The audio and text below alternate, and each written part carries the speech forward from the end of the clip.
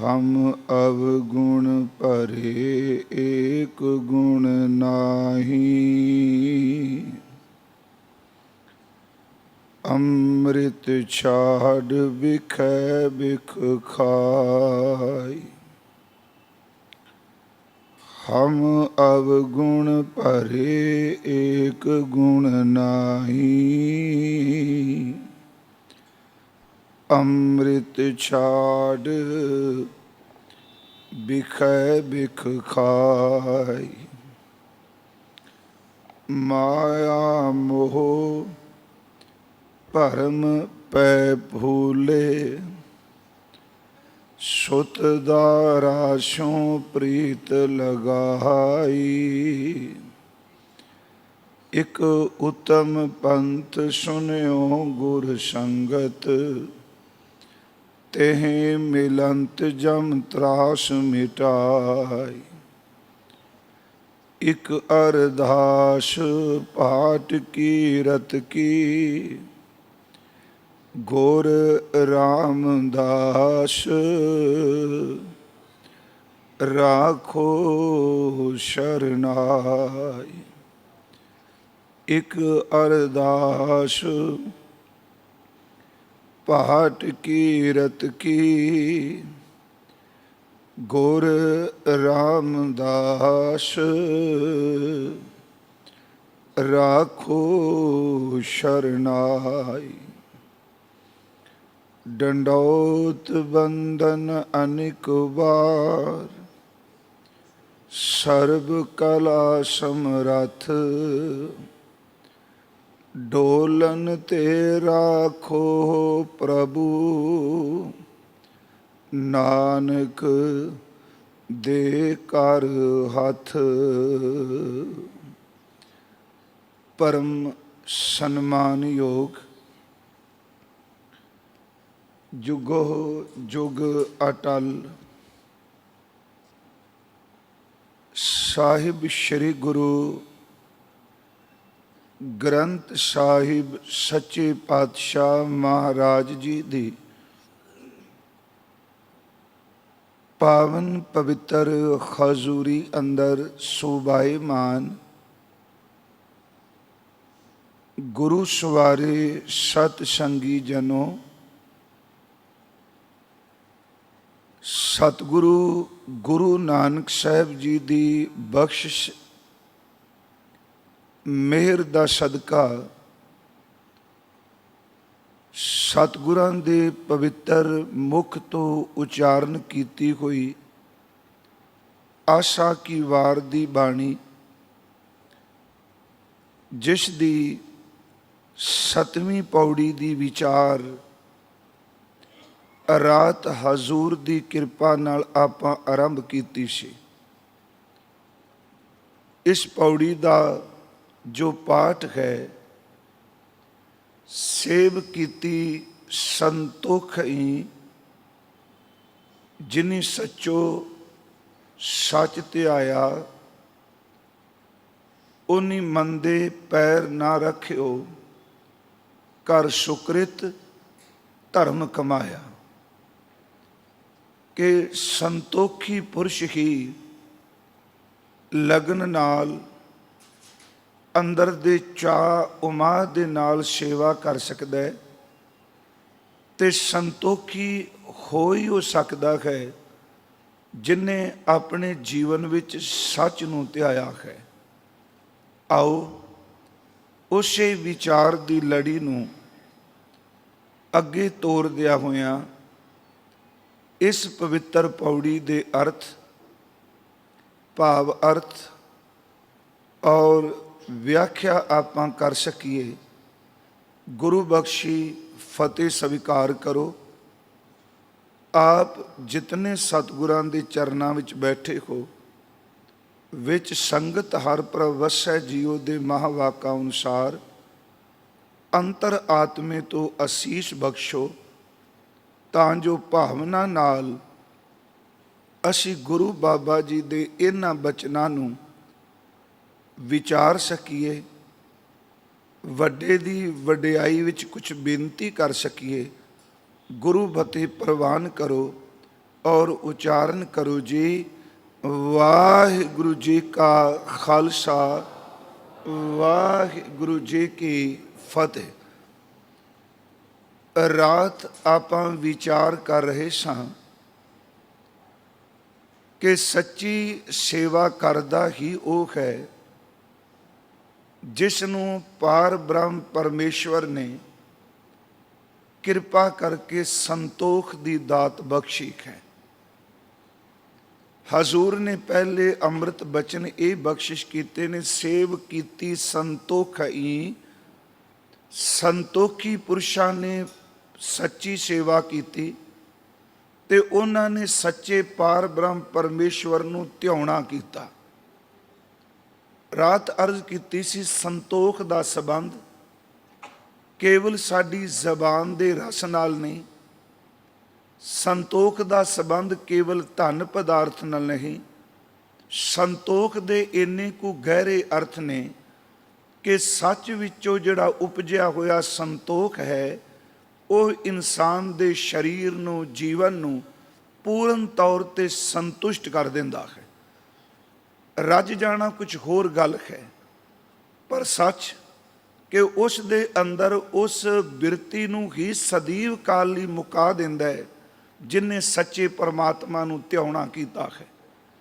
अगली बेनती, जिस नूं परमात्मा ने सबर दिता है, सच एवे ओ खुल दिला, विशाल दिल वाला, विशाल हिरदे वाला, ते जिस नूं रब ने सच सिमरन विचों संतोख दे दिता है, वो सुरत करके इन्ना कु उच्चा उठ जाता है।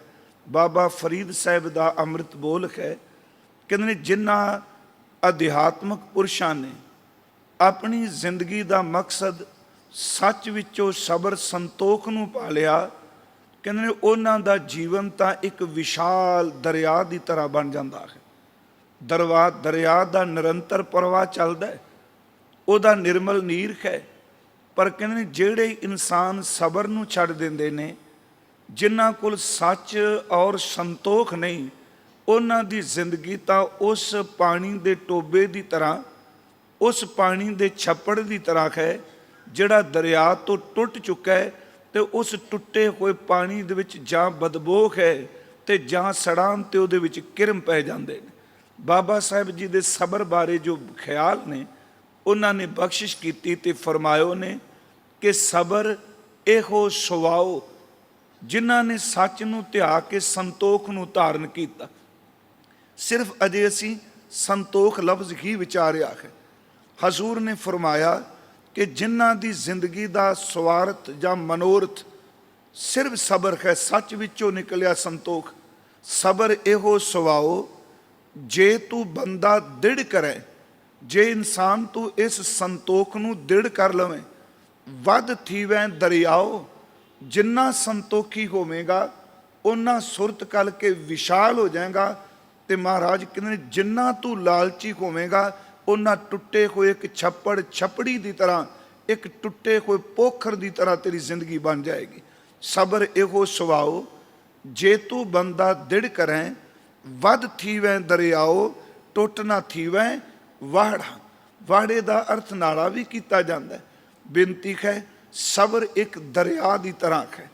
इस तो अगली बेनती, जिहड़ा सेवा लफ्ज़ है गुरु घर के अंदर खास करके 3 शब्द, एक सेविया, एक सेवा ते एक शब्द असी सेव वरतने का। उंज वैसे जिहड़ा सेवा लफ्ज़ है ये भी संस्कृत के सेव शब्द विचों ही पैदा होया। सेवा विचों लफ्ज़ सेवक निकलता है। सेव का अर्थ हुंदा है खिदमत करनी, किसी की टहल करनी। ते सेव का अर्थ ये भी किया जाता है कि किसी का मान सन्मान सत्कार करना, किसी नूं बहुत वड्डा सन्मान देना, उहदे लई भी शब्द सेव वरतिया गया। गुरु ग्रंथ साहिब की बाणी भी जिहड़ा सेव है जां सेविया लफ्ज़ है, जिथे वो सेवा लई वरतिया गया है उत्थे सेविया लफ्ज़ जिहड़ा है वो परमात्मा दे सिमरन वास्ते भी वरतिया गया है। जिवें असीं हजूर दे बोल पढ़ने हैं कि जिन सेविया तिन पाया मान, नानक गाविए गुणी निदान। बेनती करांगा जिहड़ी सेवा है ਪਹਿਲੀ ਗੱਲ ਸੱਚ ਵਿੱਚੋਂ ਸੰਤੋਖ ਨਿਕਲਿਆ। ਹੁਣ ਉਹ ਸੰਤੋਖੀ ਪੁਰਸ਼ ਜਦੋਂ ਸੇਵਾ ਕਰਦਾ ਹੈ ਤੇ ਸੇਵਾ ਦੀ ਇਹ ਪੌੜੀ ਸਤਿਗੁਰਾਂ ਨੇ ਨਾਲ ਸ਼ਲੋਕ ਹਉਮੈ ਦੇ ਰੱਖੇ। ਫਿਰ ਬੇਨਤੀ ਸੁਣਿਓ, ਕਿਉਂਕਿ ਅਸੀਂ ਉਹਨਾਂ ਸ਼ਲੋਕਾਂ ਦੀ ਵਿਚਾਰ ਨੂੰ ਨਾਲ ਲੈ ਕੇ ਜੇ ਨਹੀਂ ਤੁਰਾਂਗੇ ਅਰਥ ਤਾਂ ਹੋ ਜਾਣਗੇ, ਪਰ ਪੌੜੀ ਉਹਨਾਂ ਸ਼ਲੋਕਾਂ ਦੀ ਅਰਥਾਂ ਵਿੱਚ ਬੜੀ ਵੱਡੀ ਸਹਾਇਕ ਬਣਦੀ ਹੈ। ਜਿਹੜੀ ਆਪਣਤ ਹੈ, ਹਉਮੈ ਹੈ, ਇਹ ਸਵਾਰਥ ਵਿੱਚ ਜੁੜੀ ਹੋਈ ਹੈ, ਤੇ ਜਿਹੜੀ ਸੇਵਾ ਹੈ ਪਿਆਰਿਓ, ਇਹਦੇ ਵਿੱਚ ਸਵਾਰਥ ਕੋਈ ਨਹੀਂ। ਹਉਮੈ ਦੀ ਆਪਣੀ ਵਲਗਣ ਹੈ, ਹਉਮੈ ਦਾ ਆਪਣੀ ਚਾਰ ਦੀਵਾਰੀ ਆਪਣਾ ਦਾਇਰਾ ਹੈ, ਪਰ ਸੇਵਾ ਦਾ ਤਾਂ ਕੋਈ ਦਾਇਰਾ ਹੈ ਹੀ ਨਹੀਂ।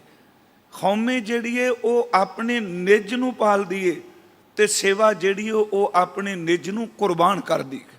ਇਹੀ ਕਰਕੇ ਹਉਮੈ ਤੇ ਜਿਹੜਾ ਇਹ ਸੇਵ ਕੀਤੀ ਸੰਤੋਖ ਹੈ, ਇਹ ਇਕੱਠੀ ਪੌੜੀ ਤਾਂ ਰੱਖੀ ਕਿ ਸਤਿਗੁਰੂ ਨੇ ਕਿਹਾ ਜੇ ਹਉਮੈ ਸਾੜਦੀ ਹੈ ਤੇ ਸੇਵਾ ਅੰਦਰ ਨੂੰ ਠੰਡ ਪਾਉਂਦੀ ਹੈ। ਜੇ ਹਉਮੈ ਕਹਿੰਦੀ ਹੈ ਸਿਰਫ ਮੈਂ, ਤੇ ਸੇਵਾ ਕਹਿੰਦੀ ਹੈ ਨਹੀਂ ਸਿਰਫ ਤੂੰ। ਬੇਨਤੀ ਕਰਾਂਗਾ ਹਜ਼ੂਰ ਗੁਰੂ ਗ੍ਰੰਥ ਸਾਹਿਬ ਦੀ ਬਾਣੀ 'ਚ ਸੇਵਾ ਲਫ਼ਜ਼ ਨੂੰ ਬੜੀ ਵੱਡੀ ਥਾਂ ਦਿੱਤੀ ਗਈ, ਇੱਥੋਂ ਤੱਕ ਕਿ ਹਰ ਸ਼ਬਦ ਨੂੰ, ਕਿਉਂਕਿ ਸਮਾਂ ਪਾ ਕੇ ਨਾ ਕਈ ਵਾਰੀ ਸ਼ਬਦ ਸਿਰਫ ਥੋਥੇ ਕਰਮ ਕਾਂਡ ਬਣ ਕੇ ਰਹਿ ਜਾਂਦੇ ਨੇ, ਪਰ ਜਦੋਂ ਸ਼ੁਰੂ ਹੁੰਦੇ ਨੇ ਉਦੋਂ ਉਹ ਕਰਮ ਕਾਂਡ ਨਹੀਂ ਕੇਵਲ, ਉਹਨਾਂ ਦੇ ਵਿੱਚ ਸੱਚਮੁੱਚ ਅਧਿਆਤਮਕਤਾ ਲੁਕੀ ਹੁੰਦੀ। ਜਿੰਨੇ ਵੀ ਧਰਮ ਤੁਸੀਂ ਪੜ੍ਹੋਗੇ, ਜਿਹੜੇ ਅਸੂਲ, ਜਿਹੜੇ ਗੁਣ ਉਹਨਾਂ ਦੇ ਸਚਿਆਰਤਾ ਵਿੱਚੋਂ ਪੈਦਾ ਹੁੰਦੇ ਨੇ। ਟਾਈਮ ਪਾ ਕੇ ਜਦੋਂ ਇਨਸਾਨ ਅੰਦਰ ਵਾਲੀ ਘਾੜਤ ਨੂੰ ਛੱਡ ਦਿੰਦਾ ਹੈ, ਸਿਰਫ ਬਾਹਰ ਦੇ ਕਰਮਾਂ ਨੂੰ ਪਕੜ ਲੈਂਦਾ ਹੈ, ਅੰਦਰ ਦੀ ਰੂਹਾਨੀਅਤ ਤੋਂ ਬਿਨਾਂ ਬਾਹਰ ਦਾ ਕੀਤਾ ਹੋਇਆ ਕਰਮ ਵੀ ਕਈ ਵਾਰੀ ਸਿਰਫ ਕਰਮ ਕਾਂਡ ਹੀ ਰਹਿ ਜਾਂਦਾ ਹੈ। ਆਓ ਥੋੜਾ ਜਿਹਾ ਬਾਣੀ ਚੋਂ ਦੇਖੀ। ਗੁਰੂ ਨਾਨਕ ਸਾਹਿਬ ਨੇ ਸੇਵਾ ਸ਼ਬਦ ਅੱਜ ਵਰਤਿਆ। ਗੁਰੂ ਸਾਹਿਬ ਦਾ ਇੱਕ ਬੋਲ ਹੈ ਜੀ ਸ੍ਰੀ ਰਾਗ 'ਚ, ਅਛਲ ਛਲਾਈ ਨਹਿ ਛਲੈ ਨਹਿ ਘਾਉ ਕਟਾਰਾ ਕਰ ਸਕੈ। ਉਹਦੇ ਵਿੱਚ ਦੋ ਰਹਾਉ ਦੀਆਂ ਤੁਕਾਂ ਮਹਾਰਾਜ ਜੀ ਨੇ ਦਿੱਤੀਆਂ।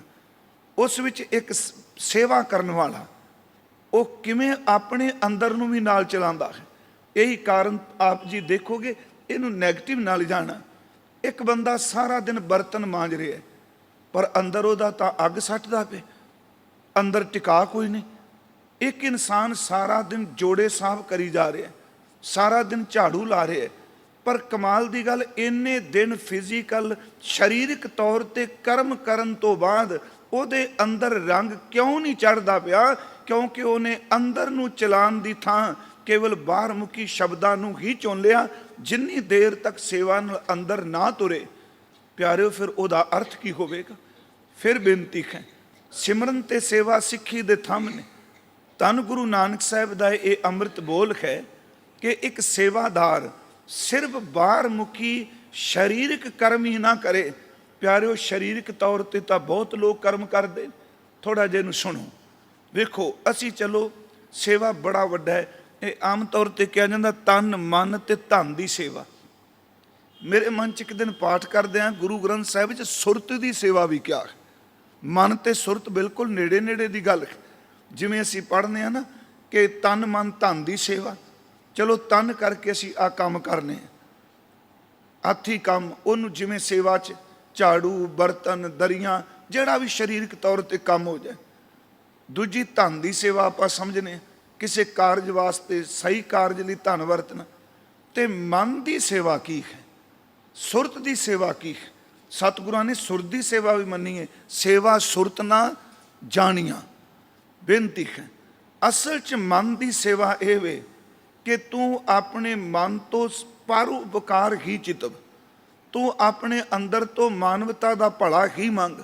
ਮਨ ਕਰਕੇ ਵੀ ਤੂੰ ਸੇਵਾ ਕਰਦਾ ਰਹੇ, ਸੁਰਤ ਕਰਕੇ ਤੇਰੀ ਸੁਰਤ ਕਦੀ ਮਲੀਨ ਨਾ ਹੋਵੇ, ਤੇਰੀ ਸੁਰਤ ਵਿੱਚ ਵੀ ਪਰਮਾਤਮਾ ਦੇ ਸੇਵਾ ਦਾ ਚਿੰਤਨ ਚੱਲੇ, ਤੇਰਾ ਮਨ ਤੇ ਸੁਰਤ ਵੀ ਸੱਚ ਵਿੱਚ ਚੰਗੇ ਖਿਆਲ ਪੈਦਾ ਕਰੇ।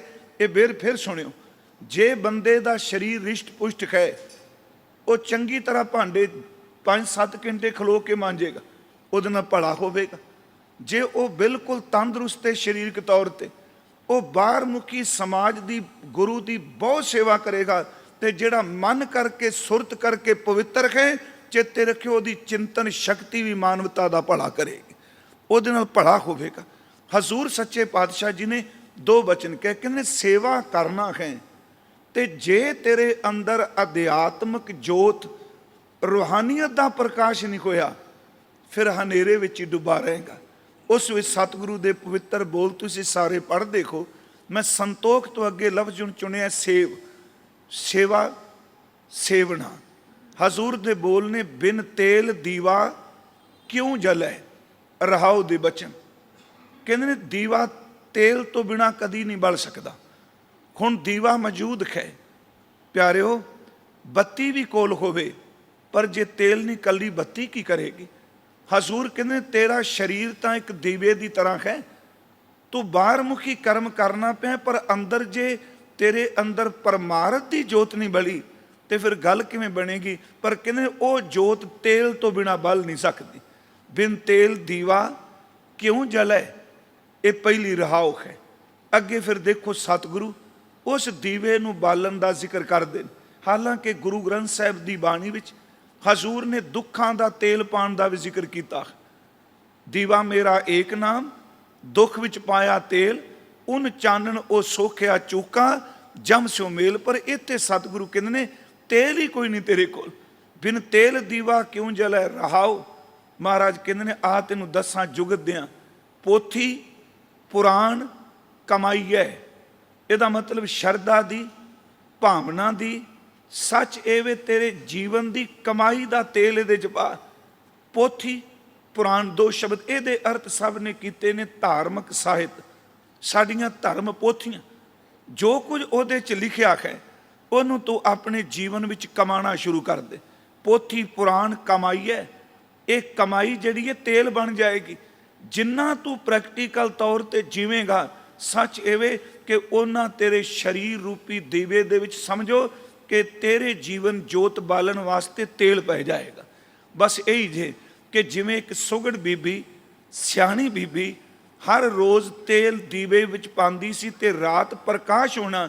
ਜਿੰਨਾ ਸਵੇਰ ਤੋਂ ਸ਼ਾਮ ਤੱਕ ਆ ਪਾਠ ਕਰਦੇ ਹੋ, ਸਿਮਰਨ ਕਰਦੇ ਹੋ, ਕੀਰਤਨ ਕਰਦੇ ਹੋ, ਉਹਨੂੰ ਪ੍ਰੈਕਟੀਕਲ ਤੌਰ ਤੇ ਜੀਂਦੇ ਹੋ, ਸੱਚ ਇਹ ਉਹਨਾਂ ਸਾਡੇ ਅਧਿਆਤਮਿਕ ਜੀਵਨ ਲਈ ਉਹ ਕਮਾਈ ਤੇਲ ਦਾ ਕੰਮ ਕਰੇਗੀ, ਉਹ ਬਲੇਗੀ।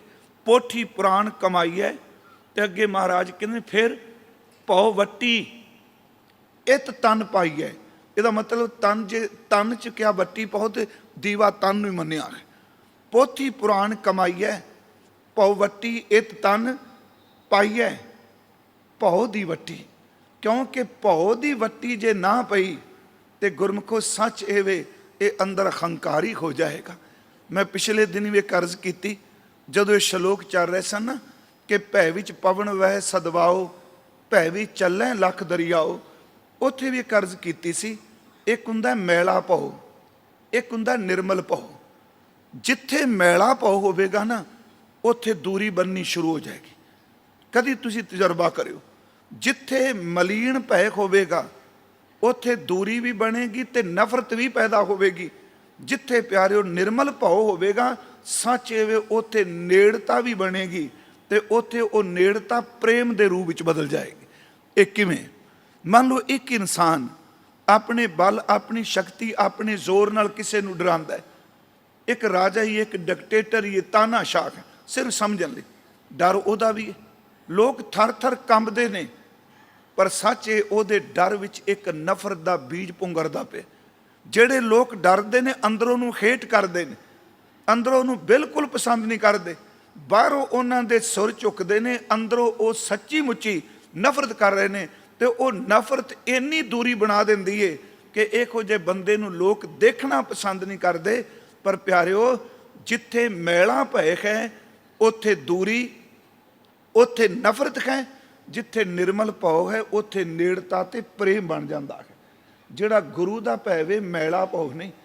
ਫਿਰ ਬੇਨਤੀ ਹੈ, ਮਾਂ ਆਪਣੇ ਬੱਚੇ ਨੂੰ ਝਿੜਕਦੀ ਏ, ਦੇਖਣ ਨੂੰ ਲੱਗਦਾ ਵੀ ਮਾਂ ਸ਼ਾਇਦ ਬੱਚੇ ਦੀ ਵਿਰੋਧੀ ਹੈ, ਪਰ ਉਹਦਾ ਭਉ ਮੈਲਾ ਨਹੀਂ, ਉਹਦਾ ਨਿਰਮਲ ਭਉ ਹੈ।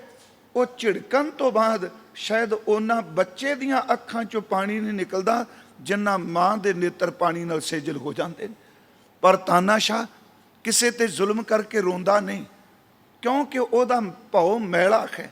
ਫਿਰ ਬੇਨਤੀ ਕਰਾਂਗਾ, ਨਿਰਮਲ ਭਾਉ ਨੇੜੇ ਲਿਆਉਂਦਾ ਹੈ ਤੇ ਪ੍ਰੇਮ ਪੈਦਾ ਕਰਦਾ ਹੈ, ਮੈਲਾ ਭਾਉ ਜਿਹੜਾ ਦੂਰੀ ਤੇ ਨਫ਼ਰਤ ਪੈਦਾ ਕਰਦਾ ਹੈ।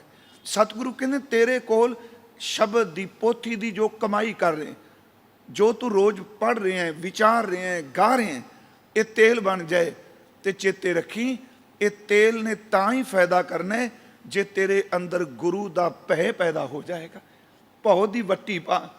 ਇਹ ਤਨ ਮਹਾਰਾਜ ਕਹਿੰਦੇ ਨੇ ਪੋਥੀ ਪੁਰਾਣ ਕਮਾਈਐ, ਭਉ ਵੱਟੀ ਇਤ ਤਨ ਪਾਈਐ, ਸੱਚ ਬੂਝਣ। ਹੁਣ ਚਿਨ ਕਿਹੜੀ ਲਾਏ, ਚਿੰਗਾਰੀ ਕਿਹੜੀ ਲੱਗੇ ਜਿਹਦੇ ਨਾਲ ਜੋਤ ਬਲੇ। ਸੱਚ ਬੂਝਣ ਦਾ ਅਰਥ ਹੈ ਸੱਚ ਨਾਲ ਗਹਿਰੀ ਸਾਂਝ ਪਾ। ਗਹਿਰੀ ਸਾਂਝ ਦਾ ਅਰਥ ਜ਼ਬਾਨੀ ਬੋਲਣਾ ਨਹੀਂ, ਗਹਿਰੀ ਸਾਂਝ ਦਾ ਅਰਥ ਹੈ ਕਿ ਤੇਰੇ ਕੋਲ ਇੱਕ ਤਾਂ ਹੋਗੀ, ਜਿਹੜੀ ਕੱਲ ਵੀ ਅਸੀਂ ਗੱਲ ਕੀਤੀ ਸੀ, ਨਾਮ ਬਾਣੀ। ਨਾਮ ਪੋਥੀ ਪੁਰਾਣ ਕਮਾਈਆ ਹੋਗੀ ਬਾਣੀ, ਸਰੀਰ ਹੋ ਗਿਆ ਦੀਵਾ, ਭਉ ਸਤਿਗੁਰੂ ਦਾ ਦਿੱਤਾ ਹੋ ਗਿਆ ਵੱਟੀ। ਹੁਣ ਜਿਹੜਾ ਸਿਮਰਨ ਕਰਾਂਗੇ ਆਪਾਂ, ਅੰਦਰੋਂ ਸ਼ਬਦ ਦੀ ਗੁੰਜਾਰ ਚੱਲੇਗੀ। ਉਹ ਇਸ ਤਰ੍ਹਾਂ ਕੰਮ ਕਰੇਗਾ ਜਿਵੇਂ ਬਲਦੀ ਹੋਈ ਇੱਕ ਦੀਆ ਸਲਾਈ। ਸੱਚ ਐਵੇਂ ਜਦੋਂ ਸਿਮਰਨ ਨਾਲ ਗਹਿਰੀ ਸਾਂਝ ਪੈਗੀ, ਉਦੋਂ ਤੇਰੇ ਅੰਦਰੋਂ ਨਾਮ ਦੀ ਜੋਤ ਵੱਲ ਜਾਏਗੀ। ਮਹਾਰਾਜ ਸੱਚ ਬੂਝਣ ਆਣ ਜਲਾਈਏ, ਇਹ ਤੇਲ ਦੀਵਾ ਇਉਂ ਚਲੈ, ਇਹ ਤੇਲ ਦੀਵਾ ਇਉਂ ਜਲੈ, ਕਰ ਚਾਨਣ ਸਾਹਿਬ ਤੋਂ ਮਿਲੇ। ਹੁਣ ਅਗਲੀ ਗੱਲ, ਇਤ ਤਨ ਲਾਗੈ ਬਾਣੀਆਂ। ਕੌਣ ਹੈ ਸੇਵਾਦਾਰ? ਜਦੋਂ ਕਿਸੇ ਦੇ ਅੰਦਰ ਨੂੰ ਬਾਣੀ ਲੱਗ ਜਾਏ। ਦਾਸ ਨੇ ਕਈ ਵਾਰੀ ਅਰਜ਼ ਕੀਤੀ ਇਸ ਬਾਰੇ, ਲੱਗ ਜਾਣਾ ਤੇ ਪੜ੍ਹ ਲੈਣਾ ਦੋਨਾਂ 'ਚ ਫਰਕ ਹੈ। ਇਨਸਾਨ ਪ੍ਰਸ਼ਾਦਾ ਪਾਣੀ ਛਕਦਾ ਹੈ, ਪਰ ਕਈਆਂ ਨੂੰ ਖੁਰਾਕ ਲੱਗਦੀ ਨਹੀਂ। ਕਈ ਬੰਦੇ ਦਵਾਈ ਖਾਂਦੇ ਨੇ, ਦਵਾਈ ਲੱਗਦੀ ਨਹੀਂ।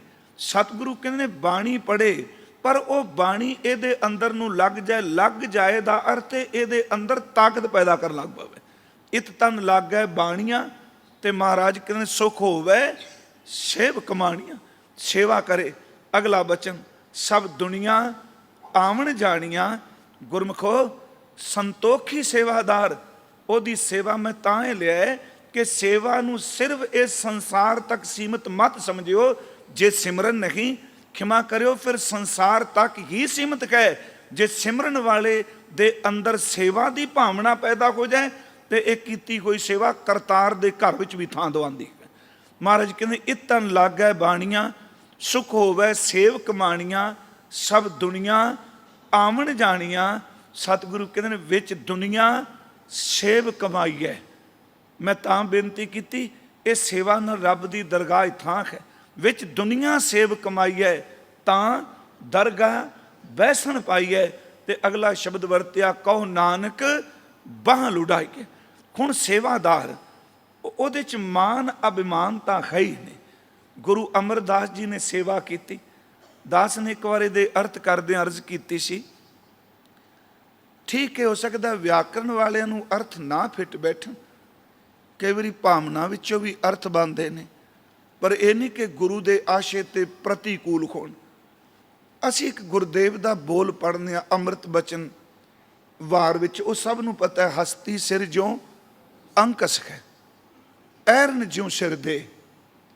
ਇਹਦੇ ਅਰਥ ਇਹ ਕੀਤੇ ਗਏ ਨੇ ਕਿ ਜਿਵੇਂ ਹਾਥੀ ਦੇ ਸਿਰ ਦੇ ਉੱਪਰ ਕੁੰਡਾ, ਜਿਵੇਂ ਐਰਨ ਦੇ ਸਿਰ ਦੇ ਉੱਪਰ ਵਦਾਨ, ਹਥੌੜੇ ਦੀਆਂ ਸੱਟਾਂ। ਸਾਧਨਾ ਵਾਲਾ ਪੱਖ ਤਾਂ ਠੀਕ ਰਹੇਗਾ ਕਿ ਹਾਥੀ ਬੜਾ ਸ਼ਕਤੀਸ਼ਾਲੀ ਹੈ। ਗੁਰੂ ਗ੍ਰੰਥ ਸਾਹਿਬ 'ਚ ਜਿੰਨੇ ਵੀ ਰੂਪਕ ਵਰਤੇ ਨੇ ਨਾ, ਚੇਤੇ ਰੱਖਿਓ, ਉਹ ਸਾਰੇ ਰੂਪਕਾਂ ਦੇ ਗੁਣ ਜਾਂ ਔਗਣਾ ਕਰਕੇ ਵਰਤੇ। ਜਿਵੇਂ ਮਨ ਨੂੰ ਕਿਹਾ ਹਾਥੀ, ਐਵੇਂ ਨਹੀਂ ਹਾਥੀ ਕਿਹਾ ਕਿਉਂਕਿ ਅਵੈੜਾ ਫੁੰਕਾਰਾਂ ਮਾਰਦਾ। ਮਨ ਨੂੰ ਕਿਹਾ ਖੋਤਾ, ਕਿਉਂਕਿ ਇਹਨੂੰ ਜਿੰਨਾ ਮਰਜ਼ੀ ਇਸ਼ਨਾਨ ਕਰਾ ਰਹੇ ਹੋ ਫਿਰ ਇਹਨੇ ਖੇਚ ਲਿਟਣਾ ਹੈ। ਮਨ ਨੂੰ ਕਿਹਾ ਬਾਂਦਰ, ਇਹਦਾ ਮਤਲਬ ਇਸ ਕਰਕੇ ਨਹੀਂ ਬਾਂਦਰ ਟਪੂਸੀਆਂ ਮਾਰਦਾ, ਵੀ ਟਿਕਦਾ ਨਹੀਂ।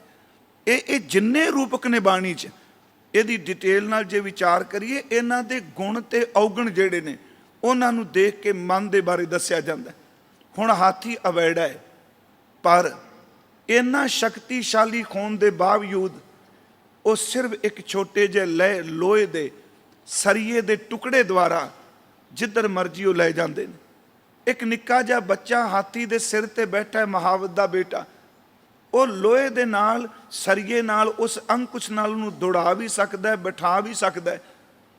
ਪਰ ਪਿਆਰਿਓ, ਇਹ ਤਾਂ ਹੋ ਗਿਆ ਚਲੋ ਵੀ ਸ਼ਕਤੀਸ਼ਾਲੀ ਐਰਨ ਦੇ ਵੈਗਰੂ ਅੰਕੁਸ਼ ਦੇ ਥੱਲੇ ਆਪਣਾ ਭੇਟ ਕੀਤਾ, ਐਰਨ ਦੇ ਉੱਪਰ ਸੱਟਾਂ ਵੱਜੀਆਂ, ਉਹਨੇ ਆਪਣਾ ਸਿਰ ਭੇਟ ਕੀਤਾ। ਪਰ ਅਗਲੀ ਜਿਹੜੀ ਤੋਕੇ ਉਹ ਕਹਿ ਰਹੀ ਏ ਕਿ ਹਸਤੀ ਸਿਰ ਜੋ ਅੰਕ ਸਿਖੈ, ਐਰਨ ਜਿਉ ਸਿਰ ਦੇ, ਮਨ ਤਨ ਆਗੈ ਰਾਖ ਕੈ ਉਬੀ ਸੇਵ ਕਰੇ। ਮਨ ਵੀ ਰੱਖੇ, ਤਨ ਵੀ ਰੱਖੇ, ਉਬੀ ਸੇਵ, ਉਬੀ ਦਾ ਅਰਥ ਸਾਵਧਾਨ ਹੋ ਕੇ, ਉਬੀ ਸੇਵ ਕਰੇ ਤੇ ਇਹਦਾ ਫਲ ਕੀ ਮਿਲੇਗਾ? ਇਉਂ ਗੁਰਮੁਖ ਆਪ ਨਿਵਾਰੀਐ ਵਡਿਆਈ ਵੱਡਾ ਪਾਇਆ।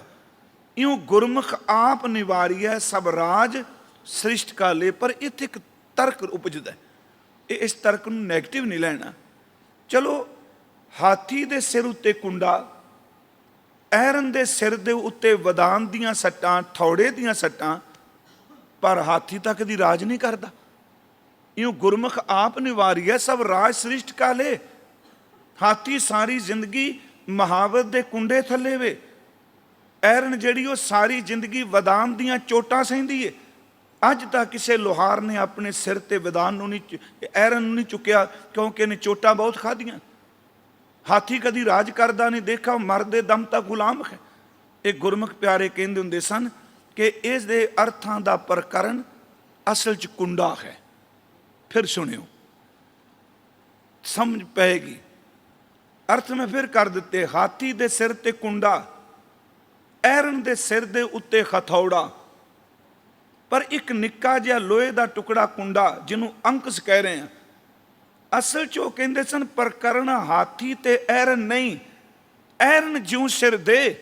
ਜਿਵੇਂ ਇੱਕ ਕੁੰਡਾ ਬਣਾਉਣ ਲਈ, ਅੰਕੁਸ਼ ਬਣਾਉਣ ਲਈ, ਕਦੀ ਪੁੱਛੋ ਹਾਥੀ ਚਲਾਉਣ ਵਾਲਿਆਂ ਨੂੰ, ਉਹ ਲੋਹਾਰ ਕੋਲ ਜਾਏਗਾ, ਉਹ ਕੀ ਕਰੇਗਾ? ਉਹਨੂੰ ਤਿੱਖਿਆਂ ਕਰਨ ਲਈ ਅੱਗ ਦੇ ਵਿੱਚ ਰੱਖੇਗਾ ਉਸ ਲੋਹੇ ਦੇ ਟੁਕੜੇ ਨੂੰ।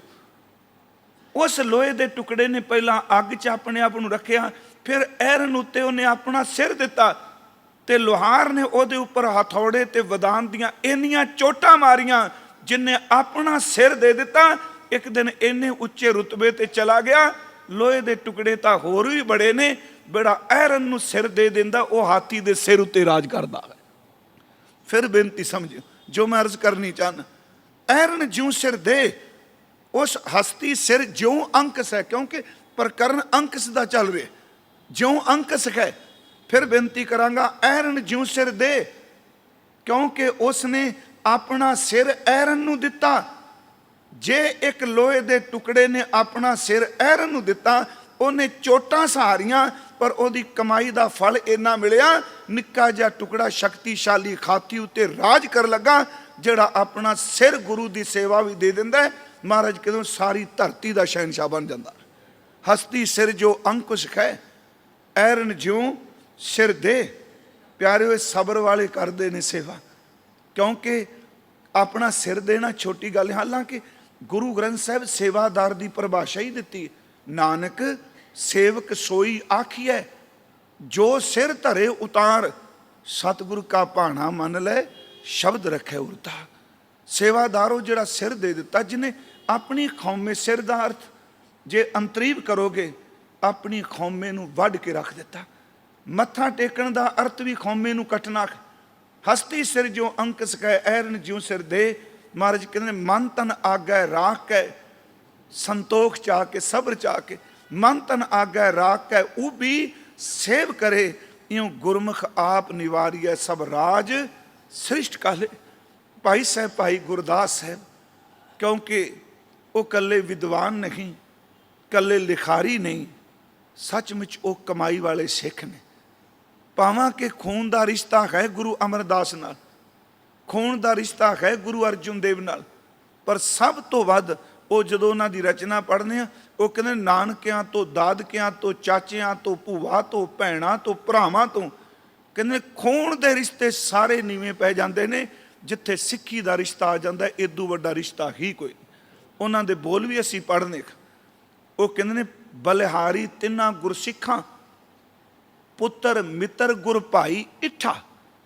ਉਹਨਾਂ ਸਿੱਖਾਂ ਤੋਂ ਕੁਰਬਾਨ ਜਾਣੇ ਜਿਹੜੇ ਪੁੱਤਰ ਮਿੱਤਰ ਤੇ ਭਰਾਵਾਂ ਤੋਂ ਉੱਚਾ, ਜਿਹੜੇ ਗੁਰੂ ਕੇ ਸਿੱਖ ਨੇ, ਉਹਨਾਂ ਗੁਰ ਭਾਈਆਂ ਨੂੰ ਪਿਆਰਾ ਸਮਝਦੇ ਨੇ। ਉਹ ਉਹਨਾਂ ਦੀ ਰਚਨਾ 'ਚ ਤੁਹਾਨੂੰ ਸਭ ਨੂੰ ਚੇਤੇ ਵੇ ਪੌੜੀ। ਇੱਕ ਸਫਲ ਸੇਵਾਦਾਰ, ਇੱਕ ਤਨ ਮਨ ਸੌਂਪੈ ਸੇਵਾਦਾਰ, ਮੇਰਾ ਖਿਆਲ ਹੈ ਇਸ ਪੌੜੀ ਨੂੰ ਭਾਈ ਗੁਰਦਾਸ ਸਾਹਿਬ ਦੀ ਪੌੜੀ ਨਾਲ ਵਿਖਾਈਏ ਤੇ ਅਰਥ ਬੜੇ ਸਰਲ ਹੋ ਜਾਣੇ ਨੇ।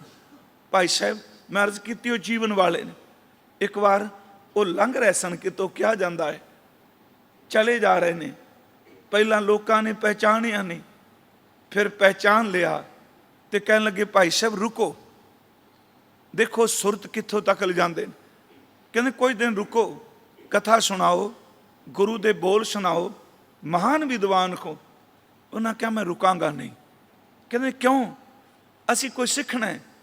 ਕਹਿੰਦੇ ਨੇ ਜੇ ਸਿੱਖ ਦੇ ਲੰਘਦਿਆਂ ਹੋਇਆਂ ਵੀ ਫਰਕ ਨਾ ਪਏ ਫਿਰ ਬੈਠਣ ਦਾ ਕੀ ਫਾਇਦਾ ਹੋਵੇਗਾ। ਮੈਂ ਕਈ ਵਾਰੀ ਸੋਚਣਾ ਵਾਹਿਗੁਰੂ ਕਿੱਡੀ ਉੱਚੀ ਸੁਰਤ ਉਹਨਾਂ ਕਹੀ। ਫਿਰ ਬੇਨਤੀ ਕਿ ਉਹਨਾਂ ਦੀ ਉਹ ਪੌੜੀ ਤੇ ਭਾਈ ਸਾਹਿਬ ਦੀ ਰਚਨਾ ਬਾਰੇ ਬਹੁਤ ਘੱਟ ਅੱਜ ਗੱਲ ਕੀਤੀ ਜਾਂਦੀ ਹੈ, ਕਿਉਂਕਿ ਅੰਦਰ ਖਾਤੇ ਰਸਤੇ 'ਚ ਉਹਨੇ ਗੱਲ ਕਰ ਰਹੇ ਸਾਂ ਜਿਵੇਂ ਨਿਤਨੇਮ ਦੀ ਬਾਣੀ, ਰੋਜ਼ਾਨਾ ਨਿਯਮ ਨਿਭਾਉਣਾ, ਉਹ ਅਸੀਂ ਛੱਡੀ ਬੈਠੇ ਹਾਂ। ਬਹੁਤ ਸਾਰੇ ਇਨਸਾਨ ਐਸੇ ਨੇ ਜਿਹੜੇ ਆਪਣੇ ਆਪ ਨੂੰ ਅੰਮ੍ਰਿਤ ਧਾਰੀ ਜ਼ਰੂਰ ਕਹਿੰਦੇ ਨੇ, ਪਰ ਚੇਤੇ ਰੱਖਿਓ ਬਾਣੀ ਧਾਰੀ ਨਹੀਂ ਜੇ ਬਣੇ। ਬਾਣਾ ਧਾਰੀ ਹਨ, ਕੋਈ ਸ਼ੱਕ ਨਹੀਂ। ਗੁਰੂ ਜੀ ਨੇ ਇੱਕ ਗੱਲ ਕਹੀ ਸੀ, ਐਸ ਬਾਹਰ ਵਾਲੀ ਚਮੜੀ ਦੀ, ਐਸ ਬਾਹਰ ਵਾਲੇ ਸਰੀਰ ਦੀ ਕੀਮਤ ਤਾਂ ਹੈ ਜੇ ਅਦ੍ਰਿਸ਼ਟ ਜੋਤ ਵੀ ਚੱਲੇਗੀ, ਜੇ ਜੋਤ ਨਹੀਂ ਤੇ ਬਾਹਰ ਵਾਲੇ ਕੀਮਤੀ ਤੋਂ ਕੀਮਤੀ ਸੋਹਣੇ ਸਰੀਰ ਦੀ ਕੋਈ ਕੀਮਤ ਨਹੀਂ। ਗੁਰੂ ਦੀ ਨਜ਼ਰ 'ਚ ਜੇ ਅੰਦਰ ਸਿੱਖਾ ਤੇਰੇ ਬਾਣੀ ਨਹੀਂ ਤੇ ਚੇਤੇ ਰੱਖੀ ਤੇਰੇ ਬਾਹਰ ਦੀ ਪੁਸ਼ਾਕ ਦੀ ਵੀ ਕੋਈ ਕੀਮਤ ਨਹੀਂ। ਇਹ ਜੋਤ ਹੈ ਤੇਰੇ ਅੰਦਰ। ਫਿਰ ਬੇਨਤੀ ਕਰਾਂ, ਸ਼੍ਰੀਮਾਨ ਭਾਈ ਗੁਰਦਾਸ ਜੈਸਾ ਗੁਰਮੁਖ ਪਿਆਰਾ, ਮੈਂ ਥੋੜਾ ਜਿਹਾ ਵਿੱਚੋਂ ਨਿਕਲਿਆ, ਮੈਂ ਰਾਂਗਾ ਉਹਨਾਂ ਦੇ ਬਚਨ 'ਚ। ਉਹਨਾਂ ਦਾ ਅੰਤਲਾ ਸਮਾਂ ਗੋਇੰਦਵਾਲ ਸਾਹਿਬ ਆਇਆ। ਬਾਬਾ ਬੁੱਢਾ ਸਾਹਿਬ ਜੀ ਦੇ ਚਲਾਣੇ ਵੇਲੇ ਸਹਿਜ ਪਾਠ ਭਾਈ ਗੁਰਦਾਸ ਸਾਹਿਬ ਨੇ ਸਾਰਾ ਕੀਤਾ। ਸ਼੍ਰੀ ਅਕਾਲ ਤਖਤ ਸਾਹਿਬ ਦੀਆਂ ਜਿਹੜੀਆਂ ਇੱਟਾਂ ਥੱਲੇ ਥੜੇ ਦੀਆਂ ਲੱਗੀਆਂ ਦੇਖਦੇ ਹੋ, ਇਹ ਉਸ ਵਿੱਚੋਂ ਗੁਰਮੁਖ ਪਿਆਰੇ ਸ਼ਾਮਲ ਹੋਏ ਨੇ। किसी राज ने हाथ लगायो बुढ़ा और गुरदास बनायो। भाई गुरदास साहब आप गृहस्थी नहीं, कुछ विद्वाना का मत कई लिखा भी, एक यूनीवर्सिटी की किताब मेरे सामने उस क्या भी उन्होंने बेटा भी सी, पर सानू मिलता नहीं। पर वो आप गृहस्थी नहीं, पर यह नहीं कह रहे भी गृहस्थ माड़ा है। वो आप गृहस्थी ना होने के बावजूद कह रहे हैं सकल धर्म में गृहस्थ प्रधान है। कहते मैं नहीं, पर गुरु का सिद्धांत एक है मेरे का। उन्हों का अंतला समा गोइंदवाल साहब आया। सच्चे पातशाह गुरु हरगोबिंद साहब नूं बेनती की, उन्हें महाराज अद्धी रात तो बाद सच्चे पातशाह किरपा करो। महाराज पूछते हैं भाई साहब, भाई जी, भाई साहब इस वेले कहन लगे वाहिगुरू जी का सदड़ा आ गया है। सतगुरु ने नहीं शब्द किया, अजे तक कुछ दिन पहला बाबा बुढ़ा साहब नूं विद्या कीता है। हजूर कहते इशनान करो, अपने आसन ते बैठ के अपना नेम निभाओ, मैं आ रहा तुहाडे कोल। गुरु हरगोबिंद साहब आप गए। भाई साहब सिमरन नेम जो सी रोज दा उस नूं निभाया। ते बेनती करा, श्रीमान भाई गुरदास साहब ने उस वेले अपनी रसना तो गुरुदेव के चरणों च कुछ बेनती की। पहली बेनती तो उन्हें यह की, सच्चे पातशाह एक किरपा करियो, मेरे चलाने तो बाद मेरे शरीर का संस्कार अपनी हथी करियो। दूजा बख्शिश करियो, मेरे अंगीठे नूं, इस राख नूं, सब कासे नूं, ते मैं पिछले दिनी ये विचार करके भी आया, मिट्टी मुसलमान की पेड़ा पई कुम्हार, असी अंगीठे समेटने ने, असी अस्थियां चुननियां नहीं। रहत मर्यादा च अंगीठा समेटना लिखिया है। ਇਹਦਾ मतलब कोई प्राणी चलाना कर जाए, ਉਹਦੇ ਰਾਖ ਜਦੋਂ ਠੰਡੀ ਹੁੰਦੀ ਹੈ ਉਹਨੂੰ ਸਾਰੀ ਨੂੰ ਬਜਾਏ ਕਿ ਉਹਦੇ ਚ ਕੱਚੀ ਲੱਸੀ ਪਾ ਕੇ ਹੱਡੀਆਂ ਵਾਹ ਕਰੀਏ, ਉਹ ਸਾਰੀ ਦੀ ਸਾਰੀ ਅਸਤੀਆਂ ਦੇ ਸਮੇਤ ਉਹਨੂੰ ਇਕੱਠਿਆਂ ਕਰਕੇ ਬੋਰੀ ਚ ਪਾਓ, ਨੇੜੇ ਵਲਦਾ ਹੋਇਆ ਕੋਈ ਪਾਣੀ ਹੋਵੇ ਉਹਦੇ ਵਿੱਚ ਪ੍ਰਵਾਹ ਕਰ ਦੇਣਾ ਹੈ। ਆਪਾਂ ਤਾਂ ਚੁਣਨੇ ਆ ਸਾਰੇ। ਉਹਨੇ ਕਿਹਾ महाराज मेरे अंगीठे ਨੂੰ ਸਮੇਟਿਓ ਵੀ ਆਪ। सतगुरु ने कहा हाँ। तीसरा बचन उन्होंने कहा, सतगुरु मेरी कोई यादगार ना बने, कोई समाध ना बने, महाराज ने कहा भाई साहब जी नूं, मैं चिखा नूं आप अगन लांगा, अंगीठा आप समेटांगा, हुण समाधां दे थोड़े मुथाज हो तुसीं। जिन्नी गुरु नानक साहब दे घर दी सेवा कीती, जदों गुरु ग्रंथ साहब दे स्वरूप दी गल चलेगी, भाई गुरदास साहब दा नाम हर सिख दी जबान ते आएगा। तुसीं रचना करके भी अमर हो। मैं बेनती करां, उन्हां दी रचना चों एक सफल सेवादार कौन है? वो पवित्र बचन ने कि मुर्दा होए मुरीद ना गली खोवना, सेव कीती संतोख ही जिनी सच्चो सच ते है। मुरीद हुंदा ही वो जिहड़ा मर जांदा है। मुर्दा होए मुरीद ना गली खोवना, सबर सिदक, ये दोनों शब्द सामने। उत्थे शुरुआत की सेव की संतोख ही, उत्थे भाई साहब कहते सबर, ਉਹਦੇ ਕੋਲ ਸਿਦਕ ਤੇ ਸਬਰ ਦੋ। ਜਿੰਨਾ ਬੰਦਾ ਸਬਰ ਵਾਲਾ ਹੋਵੇਗਾ ਉਹਨਾਂ ਸਿਦਕ ਵਾਲਾ ਹੋਵੇਗਾ, ਜਿੰਨਾ ਬੰਦਾ ਤ੍ਰਿਸ਼ਨਾਲੂ ਹੋਵੇਗਾ ਉਹਨਾਂ ਬੇਸਿਦਕਾ ਹੋਵੇਗਾ। ਹੁਣ ਪਹਿਲੀ ਗੱਲ ਕਿ ਮੁਰਦਾ ਹੀ ਮੁਰੀਦ ਹੋ ਸਕਦਾ। ਮੇਰੇ ਮਨ ਸੇ ਵੀ ਕਿਉਂ ਮੁਰਦਾ ਸ਼ਬਦ ਵਰਤਿਆ? ਹਾਲਾਂਕਿ ਮੁਰਦੇ ਨੂੰ ਅਸੀਂ ਜਦੋਂ ਵੇਖਨੇ ਆ ਕੋਈ ਇੰਨੀ ਵੱਡੀ ਤਰਜੀਹ ਨਹੀਂ ਦਿੱਤੀ ਜਾਂਦੀ, ਪਰ ਕਿਉਂਕਿ ਮੁਰਦੇ ਦੀ ਆਪਣੀ ਮੰਗ ਕੋਈ ਨਹੀਂ ਹੁੰਦੀ। ਇਹ ਸ਼ਬਦ ਕਿਉਂ ਵਰਤਿਆ ਮੁਰੀਦ? ਮੁਰਦਾ ਸਰਦੀ 'ਚ ਪਿਆ, ਉਹਨੇ ਆਵਾਜ਼ ਮਾਰ ਕੇ ਨਹੀਂ ਕਹਿਣਾ ਲੋਕੋ ਮੇਰੇ ਤੇ ਕੰਬਲ ਦੇ ਜੋ। ਉਹ ਗਰਮੀ 'ਚ ਪਿਆ, ਉਹਨੇ ਕਹਿਣਾ ਨਹੀਂ ਮੈਨੂੰ ਛਾਂ ਥੱਲੇ ਕਰ ਦਿਓ। ਉਹਨੇ ਖਾਣ ਨੂੰ ਨਹੀਂ ਮੰਗਣਾ, ਉਹਨੇ ਪਾਣ ਨੂੰ ਨਹੀਂ ਮੰਗਣਾ, ਉਹਨੇ ਓੜਨ ਨੂੰ ਨਹੀਂ ਮੰਗਣਾ, ਕੁਛ ਨਹੀਂ ਮੰਗਣਾ। ਮੁਰਦਾ ਕਹਿੰਦਾ ਮੈਂ ਸਿਰਫ ਸਮਰਪਿਤ ਹਾਂ। ਚੇਤੇ ਰੱਖੋ, ਮੈਂ ਕਹਿੰਦਾ ਵੀ ਮੁਰਦਾ ਕਹਿੰਦਾ ਮੈਂ ਸਿਰਫ ਕਥਾ ਲਈ ਕਹਿ ਰਿਹਾ, ਮੁਰਦਾ ਤਾਂ ਕਹਿੰਦਾ ਵੀ ਕੁਛ ਨਹੀਂ। ਕਿਉਂ ਕਿਆ ਮੁਰੀਦ? ਜਿਹਦੀ ਕੋਈ ਮੰਗ ਨਾ ਰਹੇ, सच एवे वो मुर्दा मुरीद बन जाता है।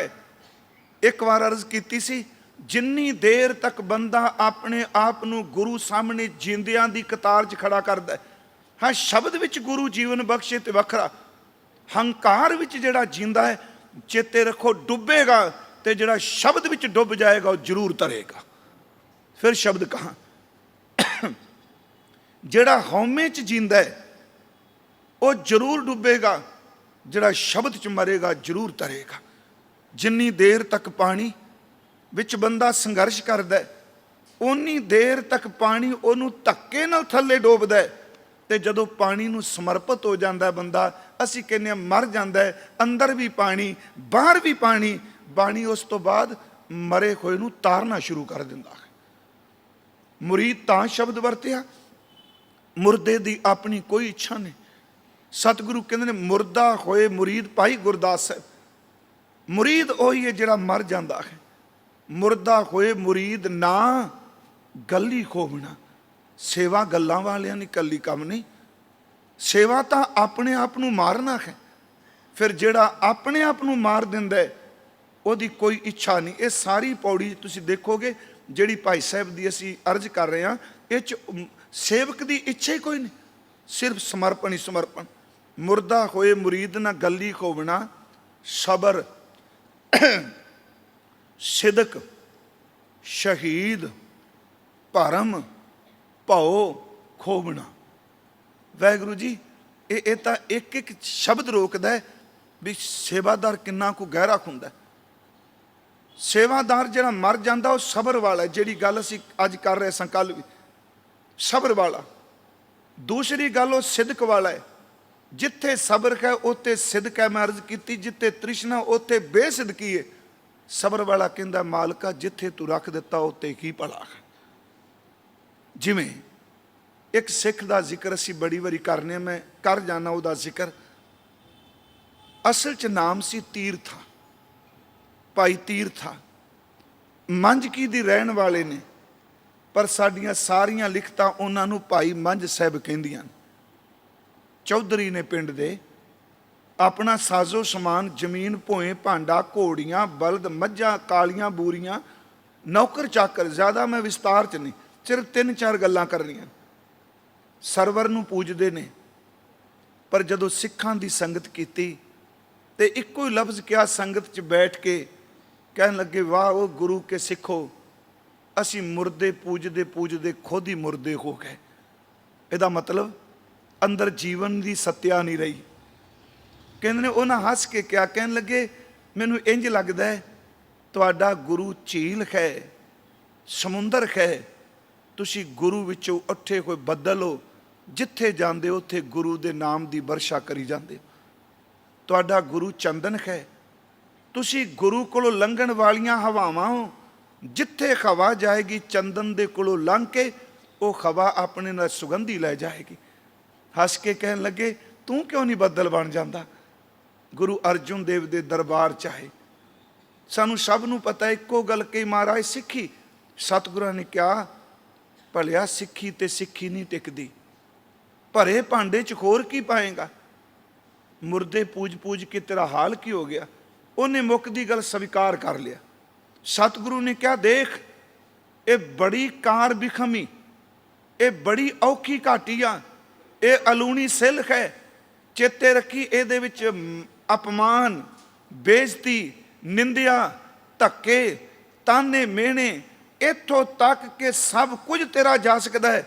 ਕਹਿੰਦੇ ਪਤਾ ਨਹੀਂ ਕਿੱਡਾ ਕੁਝ ਸਦਕ ਪੈਦਾ ਹੋਇਆ। ਚਰਨ ਪਕੜ ਕੇ ਕਹਿੰਦਾ ਹੈ, ਸਭ ਕੁਝ ਚਲਾ ਜਾਏ ਪਰ ਕਿਰਪਾ ਕਰਿਓ ਤੁਸੀਂ ਕਦੀ ਨਾ ਆਪਣੇ ਘਰੋਂ ਧੱਕਿਓ, ਤੁਸੀਂ ਮੇਰੇ ਬਣੇ ਰਿਹਾ ਜੀ। ਦੇਖੋ ਨਾ, ਸੇਵਾ ਕੀਤੀ, ਸਭ ਕੁਝ ਗਿਆ, ਮਾਲ ਡੰਗਰ ਮੱਝਾਂ ਸਭ ਕੁਝ ਮਰ ਗਿਆ, ਕੋੜੀਆਂ ਮਰ ਗਈਆਂ, ਬਲਦ ਮਰ ਗਏ, ਚੌਧਰਪੁਣਾ ਚਲਾ ਗਿਆ। ਉਹ ਬੰਦਾ ਜਿਹਦੇ ਬੈਠਕ ਵਿੱਚ ਬੈਠਿਆਂ ਕਈ ਬੰਦੇ ਰੋਜ਼ ਆ ਕੇ ਖਾਂਦੇ ਸਨ, ਅੱਜ ਉਹ ਬੰਦਾ ਸੱਚਮੁੱਚ ਰੋਟੀ ਨੂੰ ਆਤਰ ਹੋਇਆ, ਇੱਥੋਂ ਤੱਕ ਕਿ ਘਾਹ ਖੋਦ ਕੇ ਘਾਹ ਵੇਚ ਕੇ ਰੋਟੀ ਖਾਣ ਲੱਗਾ। ਗੁਰੂ ਅਰਜਨ ਸਾਹਿਬ ਨੇ 2 ਹੁਕਮਨਾਮੇ ਭੇਜੇ।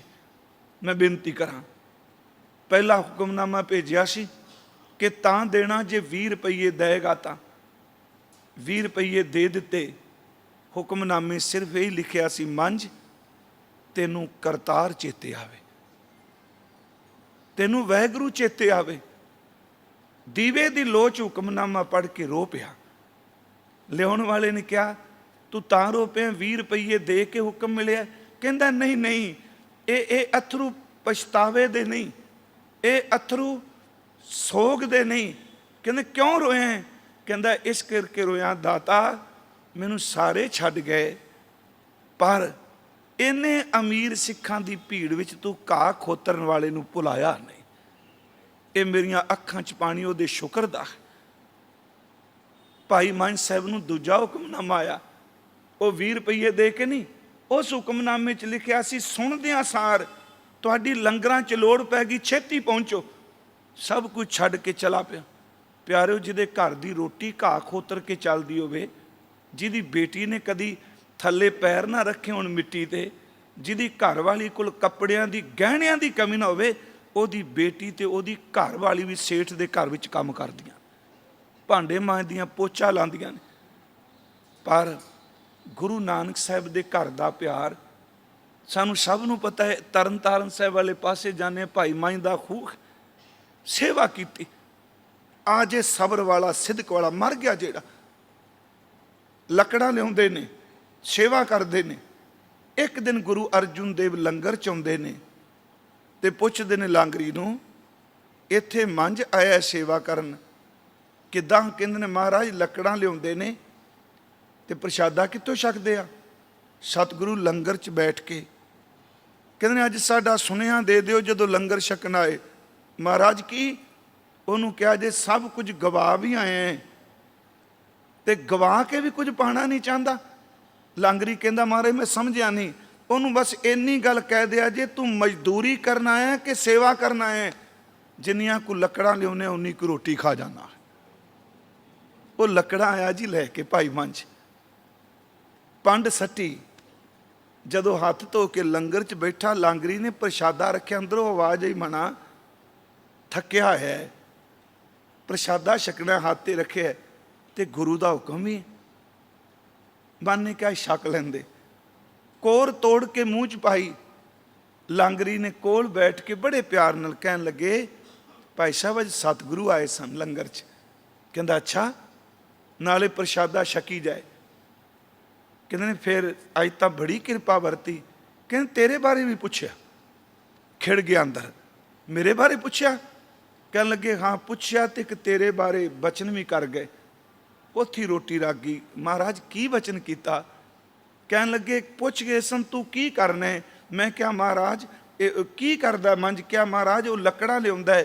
ते नाल कहंदे सन लंगर मैं दस दिता पंगत च, ते जांदियां कह गए सन कि मजदूरी करना है कि सेवा करना है। कहंदा मैं समझिया नहीं, जिन्ना को कीता उन्ना को खा लिया शाम तक।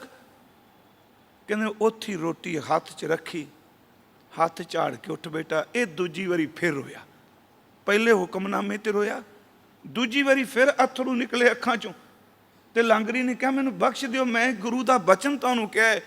कहन लगे मैं इस करके नहीं रोया कि मैनू कुछ गलत कहा, मैं इस करके रोया शुक्र दे अथरू ने दाता, जिथे लगदा है कि मैं डिगना पिया मैं उत्थे तू आप अपड़ के मैनू बचा लेना है। किहड़ा किसे दी खातर समझांदा है कोई? तू मेरा तां मैनू समझाया। सच्चे पातशाह मैं शुक्र करना तेरा।